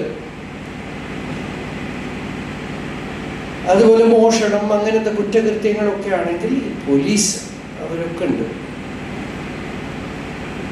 രാഷ്ട്രീയ പ്രശ്നങ്ങൾ, രാഷ്ട്രീയ നേതാക്കള്, അവരൊക്കെ ഉണ്ട്. വലിയ വലിയ മതപ്രശ്നങ്ങളൊക്കെ ആണെങ്കിൽ അതിന് മഠാധിപതികളൊക്കെ ഉണ്ട്. ലാസ്റ്റ് കുഞ്ചുസ്വാമി പറഞ്ഞു, എല്ലാം പറഞ്ഞു, எனக்கு ஒன்றும் தெரியாது, சின்ன வயசுலேயே இங்கே வந்துட்டு நான் என்ன பண்ண முடியும், ഞാൻ என்ன பண்ணுவேன். അയാൾ അങ്ങനെ ഒന്നും പറയാൻ പറ്റാതെ വലിയ പ്രസംഗം ചെയ്തതാണ് പാവം, ഒന്നും പറയാൻ പറ്റില്ല. പിന്നാലെ കുഞ്ഞുസ്വാമി പറഞ്ഞു, നമ്മൾ എവിടെ പോയാലും അവിടെ വന്ന് ആക്രമിക്കുന്ന ആളുകളുണ്ടാവും. നമ്മൾ കാർപ്പറ്റിൻ്റെ അടിയിൽ, ചമ്മട്ടിൻ്റെ അടിയിൽ പോയാൽ അവിടെ വന്ന് അറ്റാക്ക് ചെയ്താൽ സാധിക്കുമെങ്കിൽ കോലത്തിൻ്റെ അടിയിൽ പോകണം. കോലം അറിയാമോ? എന്താ നമ്മളിപ്പോൾ മലയാളത്തിൽ പറയാന് കളം വരയ്ക്കുക അല്ലേ, കളം വരയ്ക്കുക. അതിൻ്റെ അടിയിലേക്ക് പോകാൻ പറ്റുമോ എന്ന് നോക്കണം എന്നാണ്. എന്ന് വെച്ചാൽ അത്രയും കണ്ട് അടങ്ങിപ്പോയി കഴിഞ്ഞാൽ ആരും പിന്നെ ഒന്നും പറയാനില്ല. അപ്പൊ ഇതൊക്കെ എങ്ങനെയാ കിട്ടണത്? അഞ്ജസ അവഗത, വളരെ ലളിതമായി സരളമായി മഹർഷിയുടെ അടുത്ത് നിന്ന് കിട്ടിയ ഉപദേശങ്ങൾ പലതുമാണ് അവർക്കൊക്കെ. നിങ്ങൾ പറഞ്ഞ ഈ കാര്യം മറക്കരുത്, ഇതുമാത്രം വെച്ചുകൊണ്ടിരിക്കുക, ഈ സത്യത്തിനെ മറന്നു കളയരുത്. ഇങ്ങനെ നാരദ മഹർഷിയുടെ കൂടെ ഇരുന്ന് വളരെ ലളിത സരളമായി പരമാത്മതത്വം അറിഞ്ഞു അത്ര കുട്ടിക്കാലത്ത് തന്നെ. പ്രിയവ്രതൻ ആത്മതത്വം വളരെ എളുപ്പത്തിൽ അറിഞ്ഞിട്ട് ബ്രഹ്മസത്രേണ ദീക്ഷിഷ്യമാണ്. കുട്ടിക്കാലത്ത് തന്നെ തീരുമാനിച്ചു, എൻ്റെ ജീവിതത്തിനെ ഞാൻ ഇനി ബ്രഹ്മസത്രമാക്കി തീർക്കാമോ, ജ്ഞാനയജ്ഞമാക്കിയിട്ട് തീർക്കാമോ. എന്ന് വെച്ചാൽ സന്യാസം എന്നാണ് ഇതിന് ടീകാകാരരൊക്കെ പറയണത്. എന്നുവെച്ചാൽ സന്യാസത്തിന് തീരുമാനിച്ചു എന്നാണ്. എന്നുവെച്ചാൽ ഇനി മേലാൽ ജ്ഞാനവിചാരമാണ്, സകലത് ഒരു ബന്ധത്തിലും പെടുന്നില്ല, ജീവിതത്തിൽ അനുസ്യൂതം നിത്യ നിരന്തരം ആ ആത്മവിചാരം, ആത്മധ്യാനം, സർവാത്മഭാവം എല്ലാം ഭഗവാനാണ്, ഭഗവാനെന്ന് അന്യമായിട്ടൊന്നുമില്ല. ബ്രഹ്മാർപ്പണം ബ്രഹ്മഹവിഹി ബ്രഹ്മാഗ്നോ ബ്രഹ്മണാഹുതം ബ്രഹ്മൈവ തേന ഗന്തവ്യം ബ്രഹ്മകർമ്മ സമാധിന. ഈ ശ്ലോകമാണ് ബ്രഹ്മസത്രം എന്ന് പറയുന്നത്. ചെയ്യുന്ന കർമ്മമൊക്കെ ബ്രഹ്മാർപ്പണമാണ്. ഞാൻ എന്തൊക്കെ ആ കർമ്മത്തിൽ ഇടുന്നു അതൊക്കെ ബ്രഹ്മഹവിസ്സാണ്. ജീവിതത്തിനെ മൊത്തത്തില് ഭഗവതാരാധനാലക്ഷണമായ ധർമ്മമാക്കി മാറ്റാൻ. റീസെന്റ് ആയിട്ട് വിവേകാനന്ദ സ്വാമികളുടെ ഒരു വാക്ക് കേട്ടു, മുമ്പ് പഠിച്ചതാണ് വളരെ കാലം. ആ പദം എനിക്കിപ്പോൾ ഉള്ളിൽ നിൽക്കുന്നു. The fictitious difference, separation from worldly life and spiritual life should go. Whatever is happening here, you see it as divine. The doer is divine, the action is divine, the result is divine. വാക്കുന്നത് fictitious difference. അത് അത്ര എളുപ്പത്തിലൊന്നും പോവില്ല. കർമ്മത്തിന് അങ്ങനെ എല്ലാത്തിനെയും ബ്രഹ്മാകാരാക്കാനൊന്നും പറ്റില്ല. അത് പുറപ്പെട്ട് കഴിയുമ്പോൾ ലോകത്തിന്റെ സ്വഭാവം നമ്മളെ തകിടം മറിക്കും.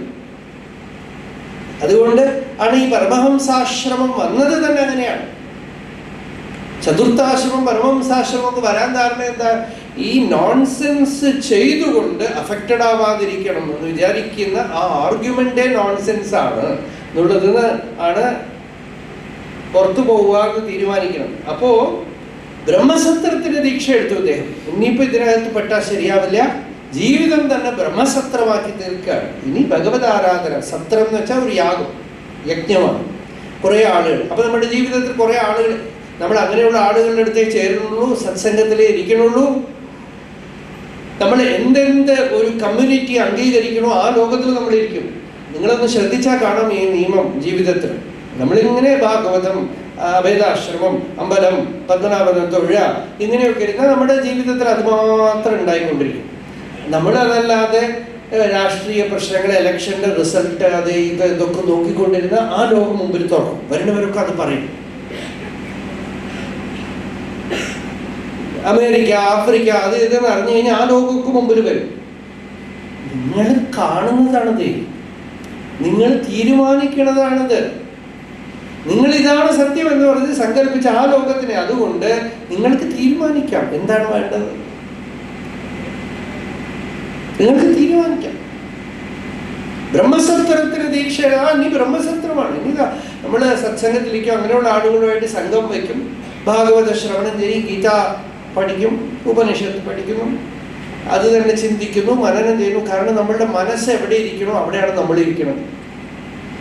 ഈ നിയമത്തിലാണ് നമ്മുടെ സുഖം ദുഃഖമൊക്കെ വരുന്നത്. നമ്മൾ ഫിസിക്കലായിട്ടല്ല ഇരിക്കുന്നത്. മനസ്സ് 99% മനസ്സിലാണ്. ഈ ശരീരം മഹാസാധുവാണ്, പാവം. അത് കുറച്ച് പുറത്ത് മാത്രമേ ഉള്ളൂ, നമ്മളുടെ മേലെ ഒന്നും ശരീരം അധികമില്ല. 99 നിങ്ങളൊക്കെ ഇങ്ങനെ ഇത്ര പാവങ്ങളായിട്ട് ഇരിക്കുന്നുണ്ടല്ലോ. ഉള്ളിലെ എല്ലാ ലോകം അല്ലേ, നോക്കൂ. ശ്രവണം ചെയ്യുമ്പോൾ ശ്രവണം ചെയ്യുന്ന പോലെയൊക്കെ ഇരിക്കും, പക്ഷെ അവിടെ ഒരു സൃഷ്ടിസ്ഥിതി സംഹാരാദികളൊക്കെ നടക്കും. ഉള്ളിൽ എല്ലാം നടക്കും. കാരണം അതാണ് ലോകം. ആ ലോകത്തിലാണ് നമ്മൾ ഇരിക്കുന്നത്. അതാണ് നമ്മുടെ ഭാവസാമ്രാജ്യം. അവിടെയാണ് നമ്മളുടെ പല രാഗദ്വേഷങ്ങളും മറ്റും ഒക്കെ നടക്കുന്നത്. നമ്മളുടെ സുഖദുഃഖങ്ങളൊക്കെ നടക്കുന്നത്. നമ്മുടെ ജീവിതം തന്നെ മനസ്സിലാണ്. എല്ലാ ലോകങ്ങളും എന്ന് പറയുന്നത് ചാന്തോക്യോപനിഷത്തിൽ പറഞ്ഞു 2 ലോകമേ ഉള്ളൂ എന്നാണ്. ഒന്ന് ഈ കാണപ്പെടുന്നത്, രണ്ടാമത് ആ ഉള്ളിലുള്ളത്, മൂന്നാമത് സുഷുപ്തി എന്ന് പറഞ്ഞ ഒന്നുണ്ട്, ജാഗ്രത സ്വപ്നം. സാധാരണ ശങ്കരാചാര്യയുടെ ഭാഷയെ നോക്കി അതിലൊക്കെ ഓരോരോ വേദാന്ത രഹസ്യങ്ങളാണെന്ന് വെച്ചത്. രഹസ്യമല്ല, ഒരു ഇൻസൈറ്റ്. ഭാഷയെ നോക്കിക്കഴിഞ്ഞാൽ ജാഗ്രത സ്വപ്ന സുഷുപ്തി ഉണ്ടാവില്ല. പല സ്ഥലത്തും ജാഗ്രത സ്വപ്നെ എന്ന് പറയുള്ളൂ, സുഷുപ്തി പറയുന്നു. എന്താ വെച്ചാൽ സുഷുപ്തി ഒരു പ്രശ്നമില്ല, അത് ആത്മാവാണത്. അതിലവിടെ ഒരു പ്രശ്നമൊന്നുമില്ല. ഈ 2 ഉള്ളൂ, ഈ ലോകവും ആ ലോകവും. ഇഹ അമുത്രാണ്, physical world and mental world, അത്രയേ ഉള്ളൂ. അപ്പൊ ഈ 2 ആണ്. ഫിസിക്കൽ വേൾഡ് കർമ്മത്തിനെ കർമ്മയോഗമായിട്ട്, മെന്റൽ വേൾഡ് ഉപാസന ഉണ്ട്. ഈ 2 ലോകം ശരിയാക്കേണ്ടിയിരിക്കുന്നു. ആ 2 ലോകം എത്രയുണ്ട്? ഇപ്പൊ ഭക്തി കൊണ്ട് ഉപാസന കൊണ്ടൊക്കെ ജയിക്കുന്ന ലോകങ്ങളാണ് ഈ ആന്തരിക ലോകങ്ങൾ. ഋഷികളൊക്കെ വാൽമീകി രാമായണത്തില് രാമൻ കാട്ടിൽ ചെല്ലുമ്പോൾ നല്ല രസമായി, നമ്മൾ രാമായണം മുഴുവൻ പഠിച്ചിട്ടില്ലെങ്കിൽ പോലും 2 പോർഷൻ, ഒന്ന് സുന്ദരകാന്ഡം, 2 അരണ്യകാണ്ഡത്തിൽ കാട്ടിൽ പോയി ഒരുപാട് ഋഷികളുടെ ആശ്രമത്തിലിരിക്കും. ഒരു 10-15 അധ്യായം. ആ അധ്യായം വായിക്കണം. അങ്ങനെ അഗസ്ത്യൻ ആശ്രമത്തില് ഗോദാവരി തീരത്തിലേക്ക് വരുന്നവരെ ഉള്ള ഭാഗം പിന്നെ വായിക്കണം എന്നില്ല. ഗോദാവരിയുടെ തീരത്ത് സൗഖ്യമായിട്ട് രാമനും സീതയും നല്ല രസമായ വർണ്ണനയാണ്. ആ ഗോദാവരിയുടെ തീരത്ത് മനോഹരമായിട്ട് ആ ഋഷികളുടെ ആശ്രമങ്ങളൊക്കെ കണ്ട് അവർ 2 പേരും വന്നിരുന്നു. അവിടെ ഇരുന്ന് കഴിഞ്ഞിട്ടാണ് ആ ശ്രീലങ്ക സ്ത്രീ വരുന്നത്, ശൂർപ്പണഖി. അതിനുശേഷം കഥ മാറിപ്പോകും. അതുകൊണ്ട് അതുവരയ്ക്കും അതിനുശേഷം നോക്കണ്ടെന്ന്, അതുവരയ്ക്കും ഉള്ള കഥ. അപ്പൊ അവിടെ നമ്മളൊക്കെ രാമായണത്തിലെ ഒരു ശ്ലോകം ചൊല്ലാന്ന്, അവിടുത്തെ ശ്ലോകമാണ് പറയാം. സരാമപർണശാലായാം ആസീനഃ സഹ സീതയാ വിരരാജ മഹാബാഹുഃ ചിത്രയാ ചന്ദ്രമായിവ. നല്ല ചിത്രാ നക്ഷത്ര ദിവസം ഉള്ള ചന്ദ്രനെ പോലെ, ചിത്രാ പൗർണമി പോലെ രാമൻ പ്രകാശിച്ചു കൊണ്ടിരുന്നു ഗോദാവരി തീരത്തില്. അപ്പോ അവിടെ ഒരുപാട് ഋഷികളുടെ ആശ്രമത്തിലൊക്കെ ചെന്നിരിക്കും. അതിൽ ശരഭംഗ മഹർഷി പോലെ പലരും പറഞ്ഞിട്ടോ, എത്ര ലോകങ്ങൾ ഞങ്ങൾ ജയിച്ചിരിക്കുന്നു ഉള്ളില്. രാമ, ഈ ലോകങ്ങളൊക്കെ തനിക്ക് തരാം. രാമൻ പറഞ്ഞു, ഞാൻ തപസ് ചെയ്യണ്ടേ? അപ്പൊ ആ ലോകങ്ങളൊക്കെ എന്താന്ന് വെച്ചാൽ മാനസികമായ മണ്ഡലങ്ങളിൽ നിങ്ങളിപ്പോ ഭക്തിയുടെ ഒരു ഭാവം ഉണ്ടാക്കിയെടുത്താൽ അതൊരു ലോകമാണ്. നിങ്ങൾ ഹരേ രാമ രാമ രാമ ഹരേ ഹരേ ആ മന്ത്രം ഉള്ളിൽ ജപിച്ചൊരു ഉള്ളിലൊരു കൃഷ്ണഭക്തി ഭാവം ഉണ്ടായ ആ ഒരു ലോകം നിങ്ങൾ ജയിച്ചിരിക്കുകയാണ്. നിങ്ങൾ സിനിമയൊക്കെ കണ്ടു കഴിയുമ്പോൾ ആ ഭാവലോകമാണ് നശിക്കുന്നത്. വളരെ വലിയ ഹാമാണ്, ഹിംസയാണ്. വേണ്ടാന്ന് പറയണില്ലേ, പക്ഷെ നിങ്ങൾ അറിഞ്ഞുകൊള്ളുക, compare to it physical something is much much better. ഭാവലോകത്തിലാണ് അഫക്റ്റ് ആവുക, ഭാവലോകത്തിലേക്കാണത്. അപ്പൊ നമ്മളുടെ സ്വപ്നലോകത്തില് എന്തൊക്കെ പ്രവേശിക്കണമോ അതാണ് നമ്മുടെ ജീവിതത്തിനെ ഇൻഫ്ലുവൻസ് ചെയ്യുന്നത്. സ്വപ്നത്തിലെ നെഗറ്റീവ് ഐഡിയാസ്, നെഗറ്റീവ് തിങ്സ് ഇങ്ങനെ ഉള്ളിൽ പോയിക്കൊണ്ടേയിരുന്ന, അതുകൊണ്ടാണ് ശങ്കരാചാര്യർ ശിവാനന്ദ ലഹരിയിൽ പറഞ്ഞത്, ഒരു കൊച്ചു കുട്ടിയെ ഒരു അമ്മ നോക്കുന്ന പോലെ ഒരു ഭക്തൻ ഭാവലോകത്തിനെ നോക്കുമെന്നാണ്. ഭാവലോകത്തിനെ വളരെ മൃദുലമായിട്ട്, ടെൻഡറായിട്ട് അത് സംരക്ഷിച്ചു കഴിഞ്ഞാൽ വയസ്സാവുമ്പോൾ പേടിക്കണ്ട. നിങ്ങൾക്ക് ഒന്നും ചെയ്യാൻ പറ്റാതാവുമ്പോൾ, നിങ്ങൾ ഒരു പൂജ ചെയ്യാൻ പറ്റില്ല, നിങ്ങൾക്ക് ഡിസ്ട്രാക്ഷൻ്റെ ടെക്നിക്കൊന്നും അപ്പം പ്രവർത്തിക്കില്ല. ഇപ്പോഴൊക്കെ എന്താണെന്ന് വെച്ചാൽ ഒന്നും ചിന്തിക്കാതിരിക്കാൻ, സിനിമ കാണുക, അടുത്തേക്ക് പോയി വർത്തമാനം പറയൂ, എവിടെയെങ്കിലുമൊക്കെ പോയി എന്തെങ്കിലുമൊക്കെ ചെയ്തിട്ടോ അല്ലെങ്കിൽ എന്തെങ്കിലുമൊക്കെ ചെയ്തിട്ട് ആളുകൾ സ്വന്തം മനസ്സിനെ മറക്കാൻ നോക്കുകയാണ്.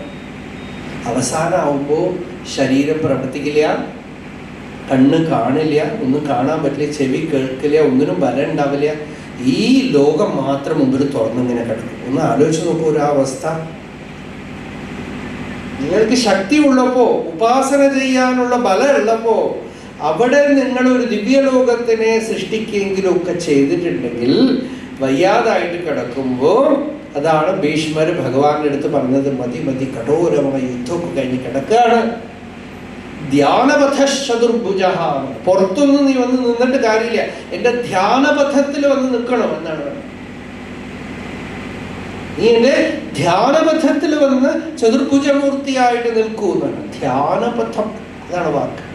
അപ്പൊ നമ്മൾ ഈ ധ്യാനപഥത്തിലാണ് ഇരിക്കുന്നത്. വയ്യാതാവുമ്പോ, വയസ്സാവുമ്പോ പ്രത്യേകിച്ച് നമ്മൾ ചെയ്ത കർമ്മങ്ങളും വാസനകളും സമാർജിച്ചതും ഒക്കെ മുമ്പിൽ വന്ന് നിൽക്കും. You can not escape from yourself. By that time it will be too late. അപ്പൊ ഒന്നും ചെയ്യാൻ പറ്റില്ല. മനസ്സിങ്ങനെ മുമ്പിൽ TV കാണിച്ചുകൊണ്ടേയിരിക്കും. പല ദുരിതങ്ങളും കാണും മുമ്പില്. അതാണ് അജാമിളന്റെ മുമ്പിൽ കണ്ടത് രണ്ടും. പക്ഷെ എവിടെയോ സമ്പാദിച്ച സത്സംഗം മുമ്പിൽ വന്നു. പ്രാഗ്ജന്മനി അനുശിക്ഷിതം എന്ന് പറഞ്ഞില്ലേ ഗജേന്ദ്രൻ, എവിടെയൊക്കെയോ തുടങ്ങി വെച്ച സാധനങ്ങളൊക്കെ മുമ്പിൽ വന്ന് നിന്ന് അനുഗ്രഹിക്കും. അങ്ങനെയൊക്കെ അനുഗ്രഹിച്ചാൽ വേണ്ടില്ല. അപ്പൊ അതുകൊണ്ട് ഈ ഭാവലോകത്തിനെ ശുദ്ധമാക്കി വെക്കണം. അതിനാണ് ഈ ബ്രഹ്മസത്രം എന്ന്, ജീവിതത്തിനെ തന്നെ ഒരു ഭക്തി സത്രമാക്കി തീർക്കണം. ജീവിതം തന്നെ ഒരു ഭഗവതാരാധന സത്രമാക്കി തീർക്കണം. ഒരു അഭിമാനത്തിന് വേണ്ടിയിട്ടല്ല, നമ്മൾക്ക് വേണ്ടി വാസ്തവമായിട്ട് നമ്മളുടെ ചിത്തത്തിൻ്റെ തന്തു പിടിച്ച് ഉള്ളിൽ ചെല്ലണം. അവിടെ ചെന്ന് അത് ശുദ്ധമാക്കണം. ഇതാണ് ഇവിടെ പറഞ്ഞത്. ദീക്ഷിഷ്യമാണ്. അതിനായിട്ട് ദീക്ഷയെടുത്ത് അവനിതല പരിപാലനായ ആംനാഥ പ്രവര ഗുണഗണൈകാന്ത ഭാജനതയ സ്വപിത്ര ഉപാമന്ത്രിത അവനിതല പരിപാലനായ ആംനായ പ്രവര ഗുണഗണൈകാന്ത ഭാജനതയ. അച്ഛന് പ്രിയവ്രതന്റെ അടുത്ത് വളരെ വളരെ വലിയ ബഹുമാനമാണ്. എന്തൊക്കെ സദ്ഗുണങ്ങളുണ്ടോ എല്ലാം ഉള്ള കുട്ടിയാണ്. അതുകൊണ്ട് ആ കുട്ടി ഇതിന് പറ്റിയ ആളാണെന്ന് തീരുമാനിച്ച് രാജ്യഭരണം ചെയ്യണമെന്ന് പറഞ്ഞു. ഭഗവതി വാസുദേവ ഏവ അവ്യവധാന സമാധിയോഗേന സമാവേശിത സകല കാരക ക്രിയാകലാപ.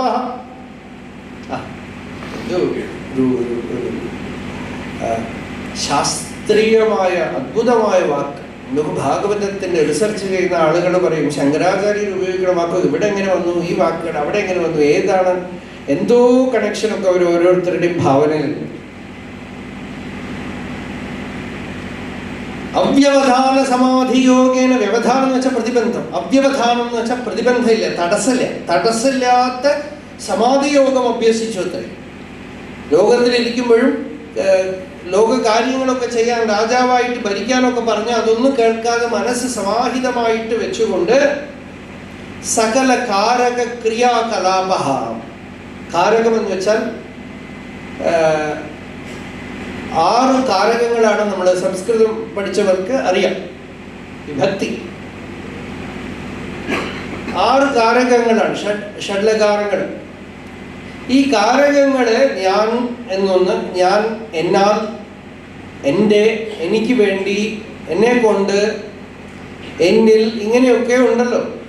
ഈ കാരകങ്ങളൊന്നും പ്രവർത്തിക്കാത്ത, കാരകങ്ങളുടെ മൂവ്മെന്റ് എന്ന് വെച്ചാൽ ഈ അഹംവൃത്തിയെ ചലിക്കാത്ത, അഹംവൃത്തി ചലിച്ചിട്ടാണ് കർമ്മങ്ങളൊക്കെ ചെയ്യുന്നത്. സകല കാരക ക്രിയാകലാപ. ആ കാരകം പ്രവർത്തിച്ച് ആ ഉള്ളിലൊരു ചലനം ഉണ്ടായി, അതിന്ന് കർമ്മം ചെയ്തു, അതിന്ന് എന്തൊക്കെയോ കിട്ടി. ആ കർമ്മത്തിന്റെ ആ കോംപ്ലക്സിറ്റിയിൽ വീണു പോവാതെ നൈവ അഭ്യനന്ദത്, അതിനെ സന്തോഷിച്ചില്ല എന്നാണ്. അതിൻ്റെ ഉള്ളിൽ പെട്ടുപോകാൻ പാടില്ല. യദ്യപി തത് അപ്രത്യാംനാദവ്യം, അച്ഛൻ പറഞ്ഞത് കേൾക്കാതിരിക്കരുത്. അത് നോ എന്ന് പറയാൻ പാടില്ല. ചെയ്യേണ്ട കാര്യമാണ്, കർമ്മം ചെയ്യുമെന്ന് പറഞ്ഞാൽ ചെയ്യണം. എങ്കിലും ആര് പറഞ്ഞാലും ബന്ധത്തിൽ പോയി കൊടുക്കാൻ പാടില്ല എന്ന് തീരുമാനിച്ചു. തദധികരണ ആത്മനി ആത്മനഃ അന്യസ്മാത് അസതഃ പരാഭവം അന്വീക്ഷമാണഃ. ഇതാണ് ഇവിടുത്തെ വിഷയം. ആത്മാവിന് അന്യവിഷയങ്ങളിൽ നിന്നും പരാഭവം ഉണ്ടാവാം, പരാജയം ഉണ്ടാവാം. എന്നുവെച്ചാൽ ആത്മജ്ഞാനം കൊണ്ട് നല്ല തെളിവ് വന്നാലും പുറത്തുള്ള വിഷയങ്ങളുടെ ഇമ്പാക്ട്, ഇൻവേഷൻ കൊണ്ട് ചിലപ്പോൾ ഉള്ളിലുള്ള ജ്ഞാനം ചലിച്ചു പോയേക്കാമെന്ന് പേടിച്ച് അതിലേക്കൊന്ന് വീണു പോകരുതെന്ന് തീരുമാനിച്ച് പരാഭവമന്വീക്ഷമാണ് അനാത്മവസ്തുക്കളെ വീണ്ടും വീണ്ടും ചിന്തിക്കുകയും അതിനോട് പ്രവർത്തിക്കുകയും ചെയ്തുകൊണ്ടിരുന്നാൽ അതിൻ്റെ ഒക്കെ റിഫ്ലക്ഷൻ നമ്മളുടെ മേലെ ഉണ്ടാവും. അതുകൊണ്ട് അത് വേണ്ട എന്ന് തീരുമാനിച്ച് ബ്രഹ്മസത്രത്തിനായിക്കൊണ്ട് ദീക്ഷ എടുത്തു. അതാണ് ഇങ്ങനെ ഇരിക്കുമ്പോൾ ബ്രഹ്മാവ് ഭഗവാനാൽ പ്രചോദിതനായിട്ട് പ്രിയവ്രതന്റെ മുമ്പിൽ വന്ന് ചില ഉപദേശങ്ങൾ ചെയ്യാണ്. എന്നുവെച്ചാൽ അദ്ദേഹത്തിൻ്റെ ഡെസ്റ്റിനി ഒന്നുണ്ടല്ലോ, പ്രാരബ്ധം, ഇന്ന കർമ്മങ്ങൾ ചെയ്താവണം. ഒരാൾ ജനിച്ചു കഴിയുമ്പോൾ, നമ്മൾ ജനിക്കുമ്പോൾ തന്നെ ഇതൊക്കെ കൊണ്ടുവരികയാണ്. ഇപ്പം ഈ ശരീര മനസ്സിന് ഇന്നതൊക്കെ ലോകത്തിൽ ചെയ്യണം, അത് ചെയ്യിപ്പിക്കാൻ വേണ്ടി, നിർബന്ധിക്കാൻ വേണ്ടിയിട്ട് ബ്രഹ്മാവ് അവിടെ വരികയാണ്. ആ പോർഷൻ നല്ല അദ്ഭുതമായ ശ്ലോകങ്ങളാണ്. ജീവിതത്തിൻ്റെ രഹസ്യം, കർമ്മത്തിൻ്റെ രഹസ്യം എന്തൊക്കെയാണ്, എന്തുകൊണ്ടാണ് നമ്മളിങ്ങനെ നമ്മളുടെ സ്വാതന്ത്ര്യം നമ്മൾക്ക് ഇല്ലാത്ത വിധത്തിൽ നമ്മൾ പ്രവർത്തിക്കേണ്ടി വരുന്നത്, ഈ കാര്യങ്ങളൊക്കെ ബ്രഹ്മാവ് വന്ന് പറയാണ് പ്രിയവ്രതൻ്റെ അടുത്ത്. ആ വിഷയം നമ്മൾ നാളത്തെ സത്സംഗത്തിൽ കാണാം. ഹരേ രാമ രാമ രാമ ഹരേ ഹരേ, ഹരേ കൃഷ്ണ കൃഷ്ണ കൃഷ്ണ ഹരേ ഹരേ, ഹരേ രാമ രാമ രാമ ഹരേ ഹരേ, ഹരേ കൃഷ്ണ കൃഷ്ണ കൃഷ്ണ ഹരേ ഹരേ, ഹരേ രാമ രാമ രാമ ഹരേ ഹരേ, ഹരേ കൃഷ്ണ കൃഷ്ണ കൃഷ്ണ ഹരേ ഹരേ. യതോ മമാത്മാ ഭവസി ത്വമേവ തതോ ന വാച്യം മമ കിഞ്ചിദസ്തി, യഥാ തവേഷ്ടം കുരു മാം തഥൈവ ത്വാം ആത്മനാഥം രമണം.